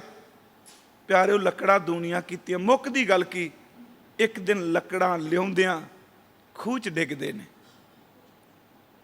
आजे सेवादार, पर सच एवे भाई मंझ बारे क्या है, हर सिख भाई मंझ की साखी अपने बच्चों को जिंदगी च जरूर सुनाए, क्योंकि भाई मंझ सिखां वास्ते बहुत कुछ मंग के गया। भाई मंझ साहब खूह च डिग पे। धन गुरु अर्जुन देव नंगे चरण जी आप श्री अमृतसर तो लैन आए, हाथ च लज पकड़ के। सारी रात खूह च निकली। अमृत वेले एक हाथ पंड ते लकड़ां दी गठ ते दूजे हाथ च पानी दे छट्टे मार के मूँह ते जप शुरू किया। जपजी पढ़ के रो पिया, कहंदा सतगुरु अज तेरे सिखां दी सेवा नहीं कर सकिया। बख्श दे महाराज जी आ गए, आवाज़ दिती पुलखा भले 60 पंड लकड़ां दी थले, रस्सा पकड़ तेनू कढ़ने आ। आवाज़ आई नहीं पंड नहीं सटनी, पंड पहला कढ़ो। सिर ते भार चुकिया है, आवाज़ वो जी निकलती है। कह लगे पंड क्यों नहीं सटनी? कहते ने यही तो पंड है जिहड़ी मैनू गुरु अर्जुन देव के चरनां नाल जोड़ के बैठी है, उन्होंने सटदियां जिहड़ी मैनू जोड़ी बैठी। महाराज का गला भर आया। लकड़ां कढ़ियां, भाई मंझ साहिब नूं बाहर कढ़िया। जदों रस्से नाल खिंचिया बाहर, उन्हें देखा तो गुरु अर्जुन देव ने रस्सा पकड़िया, अपने हत्थां नाल बाहर कढ़िया। बाहर निकलिया, चरनां ते ढह पिया। सतगुरु कहंदे ने मंझ की खटिया सिख बन के? कहंदा बहुत कुछ खट लिया। महाराज कहंदे ने खूह च डिग्या, अपमान होया। कहंदे ने कौन कहंदा खूह च डिग्या? कई जन्मां दा डिग्या सां बापू, अज रस्सा पकड़ के कढ़ दित्ती, मैं तां संसार दे खूह चों बाहर निकल गया। सतगुरु ने उत्ते शब्द कहे, सिख खलोते सन। कहंदे ने भाई मंझ जो मंगेगा, बेनती सुनियो, जो मंगेगा तेनू देंगे। आजे सेव कीती संतोखी जिनी सच्चो सच ते आया, जो मंगेगा देंगे। अगो हाथ जोड़ के क्या सतगुरु एक कृपा कर दियो। पुछया की? कहन लगे मंगण वाली बिरती खत्म कर दियो, मैं यही मंगना वा। तुसीं कहना मंग लै, जिहड़ी बिरती वो मुक जाए। धन गुरु अर्जुन देव सच्चे पातशाह ने क्या मंझ बहुत कुछ ले लिया तू, पर मैं चाहना अपनी जबान तो कुछ मंग। तेरे नाल किन्ना कुछ वापरिया, तेरा अपमान होया, तेन लोगों ने बहुत कुछ किया, तू खुद मालक सैं ते नौकर बन गया, घा कसियारा बन गया। कुछ मंग। कहने उदों तीजी वार रोए ते रो के कहने सतगुरु इन्ने करड़े परचे ना सिखां दे पायो, बंदे दे डोल दिया पता नहीं लगता। किदे लई मंगया? मैं तां ही कहन लगा एक गल असीं सारे सुणाने, ਉਹਦੇ अर्थ मैं करने चाहना असल च। तो मैंने किसी गुरमुख प्यारे से बैठे एक दिन गल भी कर रहे सा, कहने सतगुरु इन्ना करड़ा ना परचा पायो किसी का, बड़ा मुश्किल जे। महाराज कहते ने आई तो पुग्या होया सेवादार है, इन्नी कमाई करके अपने लिए कुछ नहीं मंगया। जे मंगदा क्या, जे भी संगतां वास्ते मंगदा पिया। ये तो नहीं क्या मेरे बच्चों लिए। उत्थे फिर साहब ने सीने न लाया ते लफ्ज कैसन, मंझ प्यारा गुरु नू, गुरु मंझ प्यारा। मंझ गुरु का बोए था, ये बोए था क्यों क्या? फिर बेनती है, भाई मंझ सिक्खी दा जहाज बने, बड़ी करड़ी ਪ੍ਰੀਖਿਆ ਚੋਂ ਨਿਕਲੇ, ਬੜੀਆਂ ਮੁਸੀਬਤਾਂ ਚੱਲੀਆਂ। ਸਤਿਗੁਰੂ ਕਹਿੰਦੇ ਨੇ ਇਕੱਲੇ ਸਿੱਖ ਤੁਰਨਗੇ, ਭਵ ਸਾਗਰ ਦੀਆਂ ਲਹਿਰਾਂ ਛੱਲਾਂ ਡੋਬਣਗੀਆਂ। ਜਾ ਭਾਈ ਮੰਝ, ਤੂੰ ਜਿੰਨੀ ਕੁ ਕਮਾਈ ਕਰ ਗਏ, ਤੂੰ ਸੱਚਮੁੱਚ ਜਹਾਜ਼ ਬਣ ਗਏ। ਜਿਹੜਾ ਤੇਰੇ ਜੀਵਨ ਨੂੰ ਪੜੇਗਾ ਉਹ ਸਿੱਖ ਵੀ ਭਵ ਸਾਗਰ ਤੋਂ ਪਾਰ ਹੋ ਜਾਏਗਾ। ਕਿਉਂਕਿ ਜਹਾਜ਼ ਦਾ ਅਰਥ ਜਿਹੜਾ ਵਸੀਲਾ ਬਣ ਗਿਆ ਹੈ। ਫਿਰ ਬੇਨਤੀ ਸੁਣਿਓ, ਮੈਂ ਜਹਾਜ਼ ਦੇ ਅਰਥ ਤਾਂ ਕਰ ਲੱਗਾ। ਉਹਨਾਂ ਕਿਹਾ ਮੈਂ ਸਿੱਖਾਂ ਦਾ ਪਰਚਾ ਨਾ ਪਾਇਓ। ਮਹਾਰਾਜ ਕਹਿਣ ਲੱਗੇ ਬਸ ਜਿਹੜੀਆਂ ਲਹਿਰਾਂ ਨੇ ਸਿੱਖ ਨੂੰ ਡੋਬਣਾ ਸੀ, ਸੰਘਰਸ਼ ਕਰਨਾ ਸੀ, ਜਦੋਂ ਬੰਦਾ ਜਹਾਜ਼ 'ਚ ਬਹਿ ਜਾਏ ਉਦੋਂ ਲਹਿਰਾਂ ਵੀ ਕੁਛ ਨਹੀਂ ਵਿਗਾੜਦੀਆਂ। ਤੈਨੂੰ ਬੋਇਤ ਤਾਂ ਕਿਹਾ ਹੈ, ਅੱਜ ਤੇਰਾ ਜੀਵਨ ਸਿੱਖਾਂ ਲਈ ਜਹਾਜ਼ ਬਣ ਗਏ। ਤੇਰੇ ਪਿੱਛੇ ਸਿੱਖਾਂ ਦਾ ਵੀ ਪਾਰ ਉਤਾਰਾ ਹੋਇਆ। ਮੰਝ ਪਿਆਰਾ ਗੁਰੂ ਨੂੰ, ਗੁਰੂ ਮੰਝ ਪਿਆਰਾ, ਮੰਝ ਗੁਰੂ ਕਾ ਬੋਇਥਾ ਜਗ ਲੰਘਣਹਾਰਾ। ਲੰਘਣਹਾਰਾ ਤਾਂ ਵਰਤਿਆ, ਵਸੀਲਾ ਬਣ ਗਿਆ ਭਾਈ ਸਾਹਿਬ। ਭਾਈ ਗੁਰਦਾਸ ਸਾਹਿਬ ਕਹਿੰਦੇ ਨੇ ਉਹ ਪਰਮ ਸੇਵਕ ਕੌਣ ਹੈ?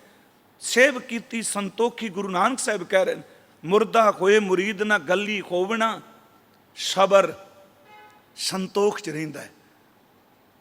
ਸਿਦਕ, ਬੜੇ ਸਿਦਕ ਨਾਲ ਜਿੰਦਾ ਹੈ। ਸ਼ਹੀਦ, ਸ਼ਹੀਦ ਦਾ ਅਰਥ ਹੁੰਦਾ ਸੱਚ ਦੀ ਗਵਾਹੀ ਦੇਣ ਵਾਲਾ ਹੋ ਜਾਂਦਾ। ਸ਼ਹੀਦ ਦਾ ਅਰਥ ਵੈਸੇ ਗਵਾਹ ਹੁੰਦਾ। ਤੇ ਜਿਹਦੇ ਕੋਲ ਤਿੰਨ ਚੀਜ਼ਾਂ ਆ ਜਾਣ, ਸਬਰ, ਸਿਦਕ, ਸ਼ਹੀਦ, ਤੇ ਚੇਤੇ ਰੱਖੋ ਦੋ ਚੀਜ਼ਾਂ ਉਸੇ ਵੇਲੇ ਮੁੱਕ ਜਾਂਦੀਆਂ ਨੇ, ਇੱਕ ਭਰਮ ਤੇ ਦੂਜਾ ਭਉ। ਮੁਰਦਾ ਹੋਏ ਮੁਰੀਦ ਨਾ ਗੱਲੀ ਖੋਵਣਾ। ਸਬਰ, ਸਿਦਕ, ਸ਼ਹੀਦ, ਭਰਮ, ਭਉ, ਖੋਵਣਾ। ਗੋਲਾ ਮੁੱਲ ਖਰੀਦ, ਆਹ ਹੈ ਸੇਵ ਕੀਤੀ ਸੰਤੋਖੀ। ਗੋਲਾ ਮੁੱਲ ਖਰੀਦ ਕਾਰੇ ਜੋਵਣਾ। ਜਿਹਨੂੰ ਖਰੀਦ ਹੀ ਲਿਆ ਉਹਦੀ ਆਪਣੀ ਹੁਜਤ ਕਿਹੜੀ ਰਹਿ ਗਈ? ਇਸੇ ਨੂੰ ਮੇਰੇ ਗੁਰੂ ਨਾਨਕ ਸਾਹਿਬ ਨੇ ਕਿਹਾ ਕਿ ਮੁੱਲ ਖਰੀਦੀ ਲਾਲਾ ਗੋਲਾ, ਮੇਰਾ ਨੌ ਸੁਭਾਗਾ। ਗੁਰ ਕੀ ਬਚਨੀ ਖਾਟ ਬਿਕਾਨਾ, ਜਿਤ ਲਾਇਆ ਤਿਤ ਲਾਗਾ। ਤੇਰੇ ਲਾਲੇ ਕਿਆ ਚਤੁਰਾਈ। ਇੱਥੇ ਚਰਾਈ ਚਤਰਾਈ ਮਲੀਨਤਾ ਵਾਲੀ ਨਹੀਂ। ਕਾਹਦਾ ਤੇਰਾ ਲਾਲਾ ਸਿਆਣਾ ਹੋਇਆ? ਸਾਹਿਬ ਕਾ ਹੁਕਮ ਨਾ ਕਰਨਾ ਚਾਹੀ। ਮੈਂ ਲਾਲੇ ਨੇ ਤੇਰੇ ਹੁਕਮ ਨੂੰ ਜਾਣਿਆ ਹੀ ਨਹੀਂ। ਮੁੱਲ ਖਰੀਦੀ ਲਾਲਾ ਗੋਲਾ, ਮੇਰਾ ਨੌ ਸੁਭਾਗਾ। ਗੁਰ ਕੀ ਬਚਨੀ ਖਾਟ ਬਿਕਾਨਾ, ਜਿਤ ਲਾਇਆ ਤਿਤ ਲਾਗਾ। ਤੇਰੇ ਲਾਲੇ ਕਿਆ ਚਤੁਰਾਈ, ਸਾਹਿਬ ਕਾ ਹੁਕਮ ਨਾ ਕਰਨਾ ਜਾਈ। ਮਾਂ ਲਾਲੀ, ਪਿਓ ਲਾਲਾ ਮੇਰਾ, ਖੌ ਲਾਲੇ ਕਾ ਜਾਇਆ। ਲਾਲੀ ਨਾਚੈ ਲਾਲਾ ਗਾਵੈ, ਭਗਤ ਕਰੂੰ ਤੇਰੀ ਰਾਇਆ।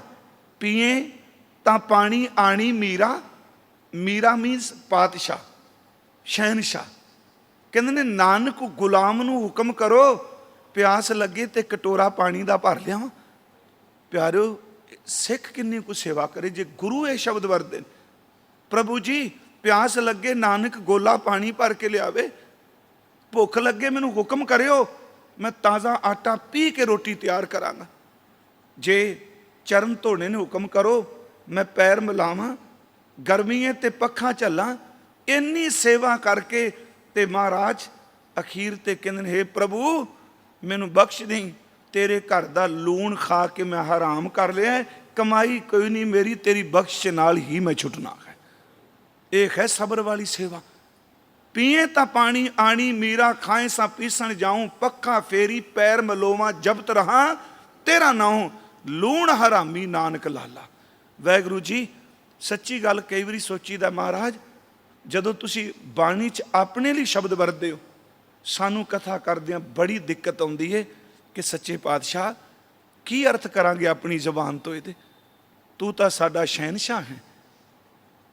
ਤੁਸੀਂ ਤਾਂ ਭਾਈ ਗੁਰਦਾਸ ਸਾਹਿਬ ਦਾ ਇੱਕ ਬੋਲ ਹੈ ਜੀ, ਨਿਰੰਕਾਰ ਨਾਨਕ ਦਿਓ ਹੈ, ਨਿਰੰਕਾਰ ਆਕਾਰ ਬਣਾਇਆ। ਨਿਰੰਕਾਰ ਨਾਨਕ ਦਿਓ ਹੈ, ਪਰ ਆਪਣੇ ਆਪ ਨੂੰ ਕਹਿ ਰਹੇ ਲੂਣ ਹਰਾਮੀ ਨਾਨਕ ਲਾਲਾ। ਤੇਰੇ ਘਰ ਦਾ ਲੂਣ ਖਾ ਕੇ ਹਰਾਮ ਕਰ ਗਿਆ ਮੈਂ। ਬਖਸ਼ੇ ਤੁਧ ਵਡਿਆਈ, ਮੈਨੂੰ ਬਖਸ਼ ਦੇ। ਫਿਰ ਬੇਨਤੀ ਕਰਾਂ ਕਿ ਮੁਰਦਾ ਹੋਏ ਮੁਰੀਦ ਨਾ ਗੱਲੀ ਖੋਵਣਾ। ਸਬਰ, ਸਿਦਕ, ਸ਼ਹੀਦ, ਭਰਮ ਭਉ ਖੋਵਣਾ। ਗੋਲਾ ਮੁੱਲ ਖਰੀਦ ਕਾਰੇ ਜੋਵਣਾ। ਫਿਰ ਪਿਆਰਿਓ ਨਾ ਤਿਸ ਭੁੱਖ ਨਾ ਨੀਂਦ, ਨਾ ਖਾਣਾ ਸੌਣਾ। ਆ ਉਹਨੀ ਦੁਨੀਆ ਤੋੜੇ ਬੰਦਨਾ ਅਨ ਪਾਣੀ ਥੋੜਾ ਖਾ, ਵਿੱਚ ਹੀ ਆ ਜਾਏਗਾ ਸਾਰਾ। ਅੱਗੇ ਅਸੀਂ ਨੂੰ ਵਾਚਾਂਗੇ ਵੀ। ਉਹਨੂੰ ਨਾ ਭੁੱਖ ਤੇ ਨਾ ਨੀਂਦ, ਨਾ ਖਾਏ ਤੇ ਨਾ ਸੌਵੇਂ। ਦੋਵੇਂ ਗੱਲਾਂ ਰਿਪੀਟ ਕੀਤੀਆਂ ਗਈਆਂ। ਜਿੰਨਾ ਬੰਦਾ ਜ਼ਿਆਦਾ ਖਾਏਗਾ ਓਨਾ ਨੇਸਤੀ ਹੋਵੇਗਾ, ਜਿੰਨਾ ਘੱਟ ਖਾਏਗਾ ਓਨਾ ਸੁਚੇਤ ਹੋਵੇਗਾ। ਕਹਿਣ ਲੱਗੇ ਇੰਨੀ ਕੁ ਅੰਦਰ ਦੀ ਬਖਸ਼ਿਸ਼ ਦੇ ਦਿੱਤੀ, ਉਹ ਨਾਮ ਨਾਲ ਹੀ ਇੰਨਾ ਭਰ ਗਿਆ, ਉਹਨੂੰ ਨਾ ਜ਼ਿਆਦਾ ਭੁੱਖ ਲੱਗਦੀ ਤੇ ਨਾ ਜ਼ਿਆਦਾ ਸੌਂਦਾ, ਨਾ ਤੇ ਭੁੱਖ ਨਾ ਨੀਂਦ ਨਾ ਖਾਣਾ ਸੌਣਾ।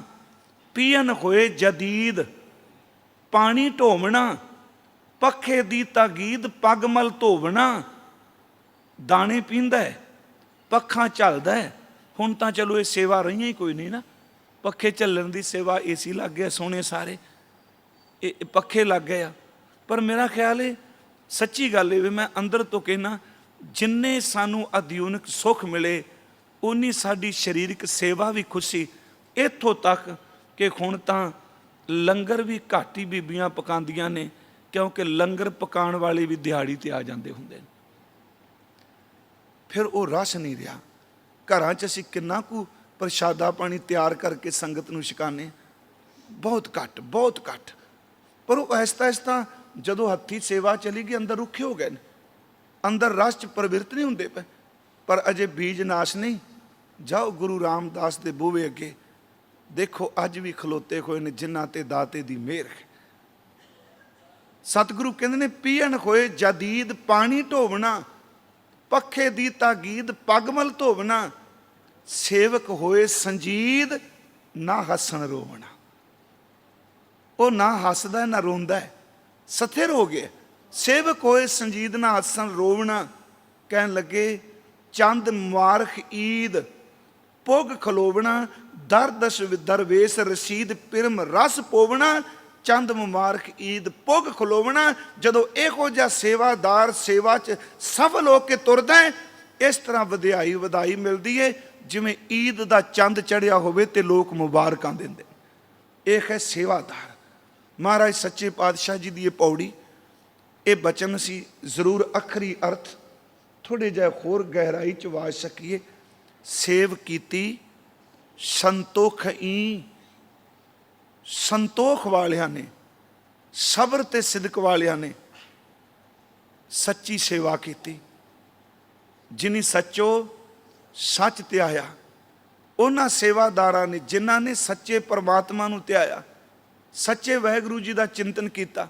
ਜਿਨੀ ਸੱਚੋ ਸੱਚ ਧਿਆਇਆ ਤੇ ਅੱਗੇ ਮਹਾਰਾਜ ਕਿਰਪਾ ਕਰਦੇ ਨੇ, ਉਨੀ ਮੰਦਾ ਪੈਰ ਨਾ ਰੱਖਿਓ। ਉਹ ਸੇਵਾਦਾਰ ਇਹ ਨਹੀਂ ਕਿ ਸਵੇਰੇ ਝਾੜੂ ਮਾਰਿਆ ਤੇ ਸ਼ਾਮ ਨੂੰ ਦਾਰੂ ਦੇ ਠੇਕੇ ਤੇ ਚਲਾ ਗਿਆ। ਮੇਰੀ ਬੇਨਤੀ ਹੈ ਅੱਜ ਦੇ ਪਰਿਪੇਖ 'ਚ, ਸਵੇਰੇ ਭਾਂਡੇ ਮਾਂਜੇ ਜੀ, ਮੈਂ 2 ਘੰਟੇ ਰੋਜ਼ ਗੁਰਦੁਆਰੇ ਝਾੜੂ ਲਾਉਣਾ ਸਵੇਰੇ, ਤੇ ਸ਼ਾਮ ਨੂੰ ਨੱਚਣ ਵਾਲੀਆਂ ਨੂੰ ਦੇਖਣ ਚਲਾ ਗਿਆ। ਸਵੇਰੇ ਸੇਵਾ ਕਰਦਾ ਰਿਹਾ, ਸੇਵਾ ਸ਼ਬਦ ਵਰਤਦਾ ਰਿਹਾ, ਸ਼ਾਮ ਨੂੰ ਮਾੜੇ ਰਸਤੇ ਤੇ ਨਹੀਂ। ਕਹਿੰਦੇ ਨੇ ਜਿੰਨੇ ਸਬਰ ਵਾਲੇ ਨੇ ਸੱਚੇ ਨੂੰ ਧਿਆਇਆ, ਉਨੀ ਮੰਦੇ ਪੈਰ ਨਾ ਰੱਖਿਓ। ਉਹ ਮਾੜੇ ਰਸਤੇ ਤੇ ਤਾਂ ਕਦੀ ਪੈਰ ਰੱਖਦੇ, ਮੰਦੇ ਰਸਤੇ ਤੇ ਕਦੀ ਪੈਰ ਨਹੀਂ ਰੱਖੇ। ਉਨੀ ਮੰਦਾ ਪੈਰ ਨਾ ਰੱਖਿਓ। ਕਰ ਸੁਕ੍ਰਿਤ ਧਰਮ ਕਮਾਇਆ, ਉਹਨੇ ਚੰਗੀ ਕਿਰਤ ਕੀਤੀ, ਧਰਮ ਨੂੰ ਕਮਾਇਆ। ਥੋੜ੍ਹੀ ਜਿਹੀ ਮੈਂ ਬੇਨਤੀ ਕਰਾਂ, ਮੰਦੇ ਪੈਰ ਨਾ ਰੱਖਿਓ ਦੇ ਅਰਥ ਅੰਤਰੀਵ ਵੀ ਕਰ ਲਈਏ। ਬਾਹਰਮੁਖੀ ਅਰਥ ਤਾਂ ਹੋ ਗਿਆ ਵੀ ਮੰਦੇ ਪਾਸੇ ਕਿਸੇ ਉਹ ਪੈਰ ਨਹੀਂ ਪਾਉਂਦਾ। ਗੁਰਮੁਖੋ ਮੰਨਦੇ ਵੀ ਪੈਰ ਜੇ। ਭਾਈ ਗੁਰਦਾਸ ਸਾਹਿਬ ਨੇ ਵਰਤਿਆ ਹੈ ਕਿ ਜਿਹੜਾ ਇੱਕ ਮਨ ਹੁੰਦਾ ਹੈ ਨਾ, ਇਹ ਉਹ ਮਨ ਜਿਹੜਾ ਵੇਟ ਵਾਲਾ ਜੀ, ਇੱਕ ਸ਼ਬਦ ਮਨ ਹੈ, ਇੱਕ ਮਨ ਹੈ। ਭਾਈ ਸਾਹਿਬ ਨੇ ਲਿਖਿਆ ਖਗਪਤ ਪਰਬਲ ਪਰਾਕਰਮੀ ਪਰਮਾਂਸ਼ ਚਤੁਰ ਚੰਚਲਾ ਚਤੁਰ ਚਤੁਰਮੁਖ ਚੰਚਲਾ ਚਪਲ ਹੈ ਭੁਜ ਬਲੀ। ਭਾਈ ਸਾਹਿਬ ਨੇ ਲਿਖਿਆ ਅਸ਼ਟਭੁਜਾ ਜਾਂ ਕੇ ਚਲੀਸ ਕਰ 160 ਪਾਉ ਚਾਲ ਚਲਾ ਚੱਲ। ਥੋੜ੍ਹੇ ਜਿਹੇ ਅਰਥ ਮੈਂ ਦੇ ਕਰ ਦੇਣਾ। ਬਜ਼ੁਰਗਾਂ ਨੂੰ ਪਤਾ ਹੈ ਜੀ, ਜਿਹੜਾ ਵੇਟ ਆਪਾਂ ਕਰਦੇ ਸਾਂ ਮਨ ਸੀ ਨਾ, ਮਨ 40 ਸੇਰ ਦਾ ਮਨ ਹੁੰਦਾ ਸੀ। ਹੁਣ ਉਹ ਮਨ ਤੇ ਅੰਦਰ ਵਾਲਾ ਮਨ ਦੋਨਾਂ ਨੂੰ ਇਕੱਠਿਆਂ ਰੱਖ ਕੇ ਭਾਈ ਸਾਹਿਬ ਨੇ ਅਰਥ ਕੀਤੇ। ਮੈਂ ਇਹਦੇ ਥੋੜ੍ਹੇ ਅੰਤਰੀਵ ਅਰਥ ਕਰਨੇ ਚਾਹੁੰਦਾ। ਉਨੀ ਮੰਦੇ ਪੈਰ ਨਾ ਰੱਖਿਓ। ਭਾਈ ਸਾਹਿਬ ਕਹਿੰਦੇ ਨੇ ਮਨ ਕੀ ਹੈ? ਸ਼ਬਦ ਵਰਦੇ ਨੇ ਖਗਪਤ। ਖਗ ਮੀਨਸ ਪੰਛੀ, ਖਗਪਤ ਦਾ ਅਰਥ ਹੈ ਪੰਛੀਆਂ ਦਾ ਰਾਜਾ, ਪੰਛੀਆਂ ਦਾ ਰਾਜਾ ਗਰੁੜ। ਉਹਦੀ ਬੜੀ ਤੇਜ਼ ਉਡਾਰੀ ਹੈ। ਕਹਿੰਦੇ ਨੇ ਲੋਕ ਕਹਿੰਦੇ ਨੇ ਕਿ ਪੰਛੀਆਂ ਦਾ ਰਾਜਾ ਗਰੁੜ ਬਹੁਤ ਤੇਜ਼ ਦੌੜਦਾ ਹੈ। ਪਰ ਕਹਿੰਦੇ ਨੇ ਆਓ ਲੋਕੋ ਤੁਹਾਨੂੰ ਦੱਸਾਂ, ਇੱਕ ਸਾਡੇ ਵਿੱਚ ਵੀ ਪੰਛੀ ਪਿਆ ਹੈ ਜਿਹੜਾ ਗਰੁੜ ਤੋਂ ਵੀ ਬਹੁਤ ਤੇਜ਼ ਚੱਲਦਾ ਹੈ। ਫਰਕ ਇੰਨਾ ਹੈ ਕਿ ਦੂਜੇ ਪੰਛੀ ਨੂੰ ਤੁਸੀਂ ਪਿੰਜਰੇ 'ਚ ਬੰਦ ਕਰ ਦਿਓ ਤੇ ਉਹ ਪੰਛੀ ਬਾਹਰ ਨਿਕਲੇਗਾ ਤੇ ਦੌੜੇਗਾ। ਕਹਿੰਦੇ ਨੇ ਇਹ ਪੰਛੀ ਇੰਨਾ ਚਲਾਕ ਹੈ, ਸਰੀਰ ਦੇ ਪਿੰਜਰੇ ਵਿੱਚ ਰਹਿੰਦਾ ਹੋਇਆ ਇਸ ਪਿੰਜਰੇ ਨੂੰ ਵੀ ਛੱਡ ਕੇ ਦੌੜ ਜਾਂਦਾ ਹੈ, ਰਹਿੰਦਾ ਪਿੰਜਰ 'ਚ ਹੈ। ਫਿਰ ਬੇਨਤੀ ਕਰਾਂਗਾ, ਖਗਪਤ ਪਰਬਲ ਪਰਾਕਰਮੀ ਪਰਮਹੰਸ, ਬੜਾ ਤਾਕਤ ਵਾਲਾ, ਬੜਾ ਪਰਾਕਰਮੀ ਪਰਮਹੰਸ, ਸਿਆਣਾ ਬੜਾ, ਜੇ ਕਿਤੇ ਸਿੱਧੇ ਰਸਤੇ ਚੱਲ ਪਵੇ ਸੋਈ ਫਿਰ ਕਹਿ ਤੂੰ ਭਇਆ ਜਾਂ ਕੋ ਕਹਿਤਾ ਔਰ, ਬੜਾ ਸਿਆਣਾ ਹੈ। ਖਗਪਤ ਪਰਬਲ ਪਰਾਕਰਮੀ ਪਰਮਹੰਸ। ਅੱਗੇ ਭਾਈ ਸਾਹਿਬ ਕਹਿੰਦੇ ਨੇ ਚਤੁਰ ਚਤੁਰ ਮੁਖ ਚੰਚਲਾ ਚਪਲਖ ਹੈ, ਚਲਾਕ ਬੜਾ ਹੈ, ਚਾਰ ਮੂੰਹ ਹੈ, ਚਮੂਹਾ ਚਾਰੇ ਪਾਸੇ ਦੇਖੀ ਜਾਂਦਾ ਬੈਠਾ। ਚੰਚਲਾ ਚਪਲਖ ਹੈ, ਇੰਨਾ ਛੋਲਾ ਇੰਨਾ ਚੰਚਲਕ ਹੈ ਕਿ ਜਿਵੇਂ ਅਸਮਾਨ ਤੇ ਬਿਜਲੀ ਚਮਕਦੀ ਏਦੂ ਵੱਧ ਚੰਚਲਕ ਹੈ ਸਾਡਾ ਮਨ। ਪਰ ਜਿਹੜੀ ਮੈਂ ਬੇਨਤੀ ਕਰਨ ਲੱਗਾ ਉਹ ਬੇਨਤੀ ਸੁਣੋ। ਅੱਗੇ ਹੈ ਭੁਜ ਬਲੀ, ਬੜਾ ਤਾਕਤ ਵਾਲਾ ਹੈ, ਇਸ ਦੀਆਂ 8 ਭੁਜਾਵਾਂ ਨੇ। ਭੁਜ ਬਲੀ ਅਸ਼ਟ ਭੁਜਾ, 8 ਬਾਹਾਂ, 8 ਭੁਜਾ ਕਿਉਂ ਕਿਹਾ ਸਮਝਿਓ ਜਰਾ। ਇੱਕ ਪੰਸੇਰੀ ਹੁੰਦੀ ਸੀ ਨਾ, 5 ਸ਼ੇਰ ਇੱਕ ਪੰਸੇਰੀ, ਤੇ ਮਨ ਕਿੰਨੇ ਦਾ ਬਣਦਾ ਸੀ? 8 ਪੰਸੇਰੀਆਂ ਦਾ, 8 ਪੰਜਾ 40, 8 ਪੰਸੇਰੀਆਂ ਇਕੱਠੀਆਂ, ਪੰਸੇਰੀ ਸਮਝ ਗਏ ਨਾ, 5 ਸ਼ੇਰ, 8 ਪੰਸੇਰੀਆਂ ਇਕੱਠੀਆਂ ਹੋਣ ਤੇ ਇੱਕ ਮਨ ਬਣਦਾ ਹੈ। ਕਹਿੰਦੇ ਨੇ ਉਸ ਮਨ ਦੀਆਂ 8 ਪੰਸੇਰੀਆਂ ਤੇ ਇਸ ਮਨ ਦੇ 8 ਹੱਥ ਨੇ, 8 ਬਾਹਾਂ ਨੇ। ਬਾਹਾਂ ਸ਼ਬਦ ਵਰਤਾਂ, ਹੱਥ ਅੱਗੇ ਉਹ ਕਹਿੰਦੇ। ਭੁਜ ਬਲੀ ਅਸ਼ਟ ਭੁਜਾ, 8 ਪੰਸੇਰੀਆਂ ਬਾਹਰ ਦੇ ਮਨ ਦੀਆਂ, ਇਹਦੀਆਂ 8 ਭੁਜਾਵਾਂ ਅੰਦਰ। ਭੁਜ ਬਲੀ ਅਸ਼ਟ ਭੁਜਾ ਜਾਂ ਕੇ 40 ਕਰ। ਫਿਰ ਬੇਨਤੀ, 40 ਕਰ ਕੀ ਹੋਇਆ ਜੀ? ਕਿ 40 ਸ਼ੇਰ। ਕਹਿੰਦੇ ਬਾਹਰ ਦੀਆਂ 40 ਸ਼ੇਰ ਹੋਣ ਤੇ ਤਾਂ ਮਨ ਬਣਦੇ ਨੇ, ਤੇ ਇਹਦੇ ਜਿਹੜੇ ਉਹਦੇ 40 ਸ਼ੇਰ ਨੇ, ਇਹਦੇ ਅੱਗੇ 40 ਹੱਥ ਨੇ। ਇੱਕ ਇੱਕ ਬਾਂਹ ਨੂੰ 5 ਹੱਥ ਲੱਗੇ ਨੇ, ਤੇ 2 ਹੱਥਾਂ ਵਾਲਾ ਖੈਰ ਨਹੀਂ ਗੁਜ਼ਾਰਦਾ, ਤੇ ਜਿਹਦੇ 40 ਹੱਥ ਨੇ ਉਹਦਾ ਕੀ ਬਣੇਗਾ? ਭੁਜ ਬਲੀ ਅਸ਼ਟ ਭੁਜਾ ਜਾਂ ਕੇ 40 ਕਰ 160 ਪਾਉ, ਚਾਲ ਚਲਾ ਚੱਲ ਹੈ। ਪਰ ਜਿਹੜਾ ਸਬਰ ਵਾਲਾ ਹੈ ਸੱਚ ਇਹ ਮਨ ਦੇ ਪੈਰ ਵੀ ਕਦੀ ਬੁਰੇ ਰਸਤੇ ਤੇ ਨਹੀਂ ਜਾਣ ਦਿੰਦਾ। ਫਿਰ ਬੇਨਤੀ ਸੁਣਿਓ, ਮਹਾਰਾਜ ਕਹਿੰਦੇ ਨੇ ਸੇਵ ਕੀਤੀ ਸੰਤੋਖੀ ਜਿਨੀ ਸੱਚੋ ਸੱਚ ਧਿਆਇਆ, ਉਹਨੀ ਮਨ ਦੇ ਪੈਰ ਨਾ ਰੱਖਿਓ। ਉਹਦੇ ਮਨ ਦੇ ਪੈਰ ਫੁਰਨੇ, ਇੱਥੇ ਫੁਰਨਾ ਅਰਥ ਕਰੀਏ ਸੌਖਾ ਹੋਵੇਗਾ। ਕਈ ਵਾਰੀ ਕੀ ਹੁੰਦਾ ਹੈ, ਧਰਮ ਕਮਾਉਣ ਵਾਲਾ ਲੋਕ ਲੱਜਾ ਕਰਕੇ ਨਹੀਂ ਜਾਂਦਾ, ਲੋਕ ਕੀ ਕਹਿਣਗੇ, ਅੰਦਰ ਵਾਲਾ ਮਨ ਉੱਥੇ ਤੁਰ ਜਾਂਦਾ ਹੈ, ਮਨ ਉੱਥੇ ਤੁਰਿਆ ਫਿਰਦਾ ਰਹਿੰਦਾ ਹੈ। ਇਸੇ ਨੂੰ ਬਾਬਾ ਜੀ ਨੇ, ਗੁਰੂ ਗੋਬਿੰਦ ਸਿੰਘ ਜੀ ਨੇ ਆਨੰਦਪੁਰ ਕਿਹਾ ਸੀ, ਉਹ ਸਾਰੇ ਇਕੱਠੇ ਹੋ ਪਹਿਰੇਦਾਰੋ, ਅੱਜ ਰਾਤ ਹਾਜ਼ਰ ਗੈਰ ਹਾਜ਼ਰ, ਗੈਰ ਹਾਜ਼ਰ ਹਾਜ਼ਰ। ਮਨ ਜਿਹੜਾ ਹੈ ਸਰੀਰ ਘਰ ਬੈਠਾ, ਨਿਆਣੇ ਗਏ ਨੇ ਵੇਖਣ ਆਖਣ ਸਭ ਕੁਝ, ਤੇ ਬੈਠਾ ਹੋਇਆ ਉਸਲ ਵੱਟ ਲਈ ਜਾਂਦਾ। ਜੇ ਮੈਂ ਵੀ ਉੱਥੇ ਤੁਰ ਜਾਂਦਾ ਤਾਂ ਮਨ ਤਾਂ ਫੁਰਨੇ ਬਣਾ ਰਿਹਾ। ਕਹਿੰਦੇ ਸੇਵਾ ਕਰਨ ਵਾਲਾ ਸੱਚ ਐਵੇਂ ਕਿ ਉਹ ਮੰਦੇ ਪੈਰ ਰੱਖਦੇ ਕੋਈ ਨਹੀਂ, ਉਹਦਾ ਮੰਦੇ ਰਸਤੇ ਤੇ ਪੈਰ ਨਹੀਂ ਜਾਂਦਾ। ਅੰਦਰੂਨੀ ਫੁਰਨੇ ਕਰਕੇ ਵੀ ਮੰਦੇ ਰਸਤੇ ਤੇ ਨਹੀਂ ਜਾਂਦਾ, ਤੇ ਬਾਹਰ ਮੁਖੀ ਸਰੀਰਕ ਤੌਰ ਤੇ ਵੀ ਉਹ ਮੰਦੇ ਰਸਤੇ ਤੇ ਨਹੀਂ ਜਾਂਦਾ। ਉਹ ਕਿਹੜੇ ਮੰਦੇ ਰਸਤੇ ਤੇ ਨਹੀਂ ਜਾਂਦਾ? ਇਹਨੂੰ ਵੀ ਭਾਈ ਗੁਰਦਾਸ ਸਾਹਿਬ ਨੂੰ ਅਸੀਂ ਲੈ ਲਈ, ਮੇਰਾ ਚਿੱਤ ਕੀਤਾ ਉਹਨਾਂ ਦਾ। ਕਈ ਵਾਰੀ ਆ ਜਾਂਦਾ ਵੀ ਬਹੁਤ ਕੁਝ ਦਿੰਦੇ ਨੇ, ਖਾਸ ਕਰਕੇ ਰੂਹਾਨੀਅਤ ਨਾਲ ਜੁੜੇ ਹੋਏ ਕਵਿੱਤ। ਪਹਿਲੇ 75 ਕੇ 100 ਕਵਿੱਤ ਹੈ ਜਿਹਦੇ ਅਰਥ ਕਰਨੇ ਬੜੇ ਬਿਖਮ ਨੇ।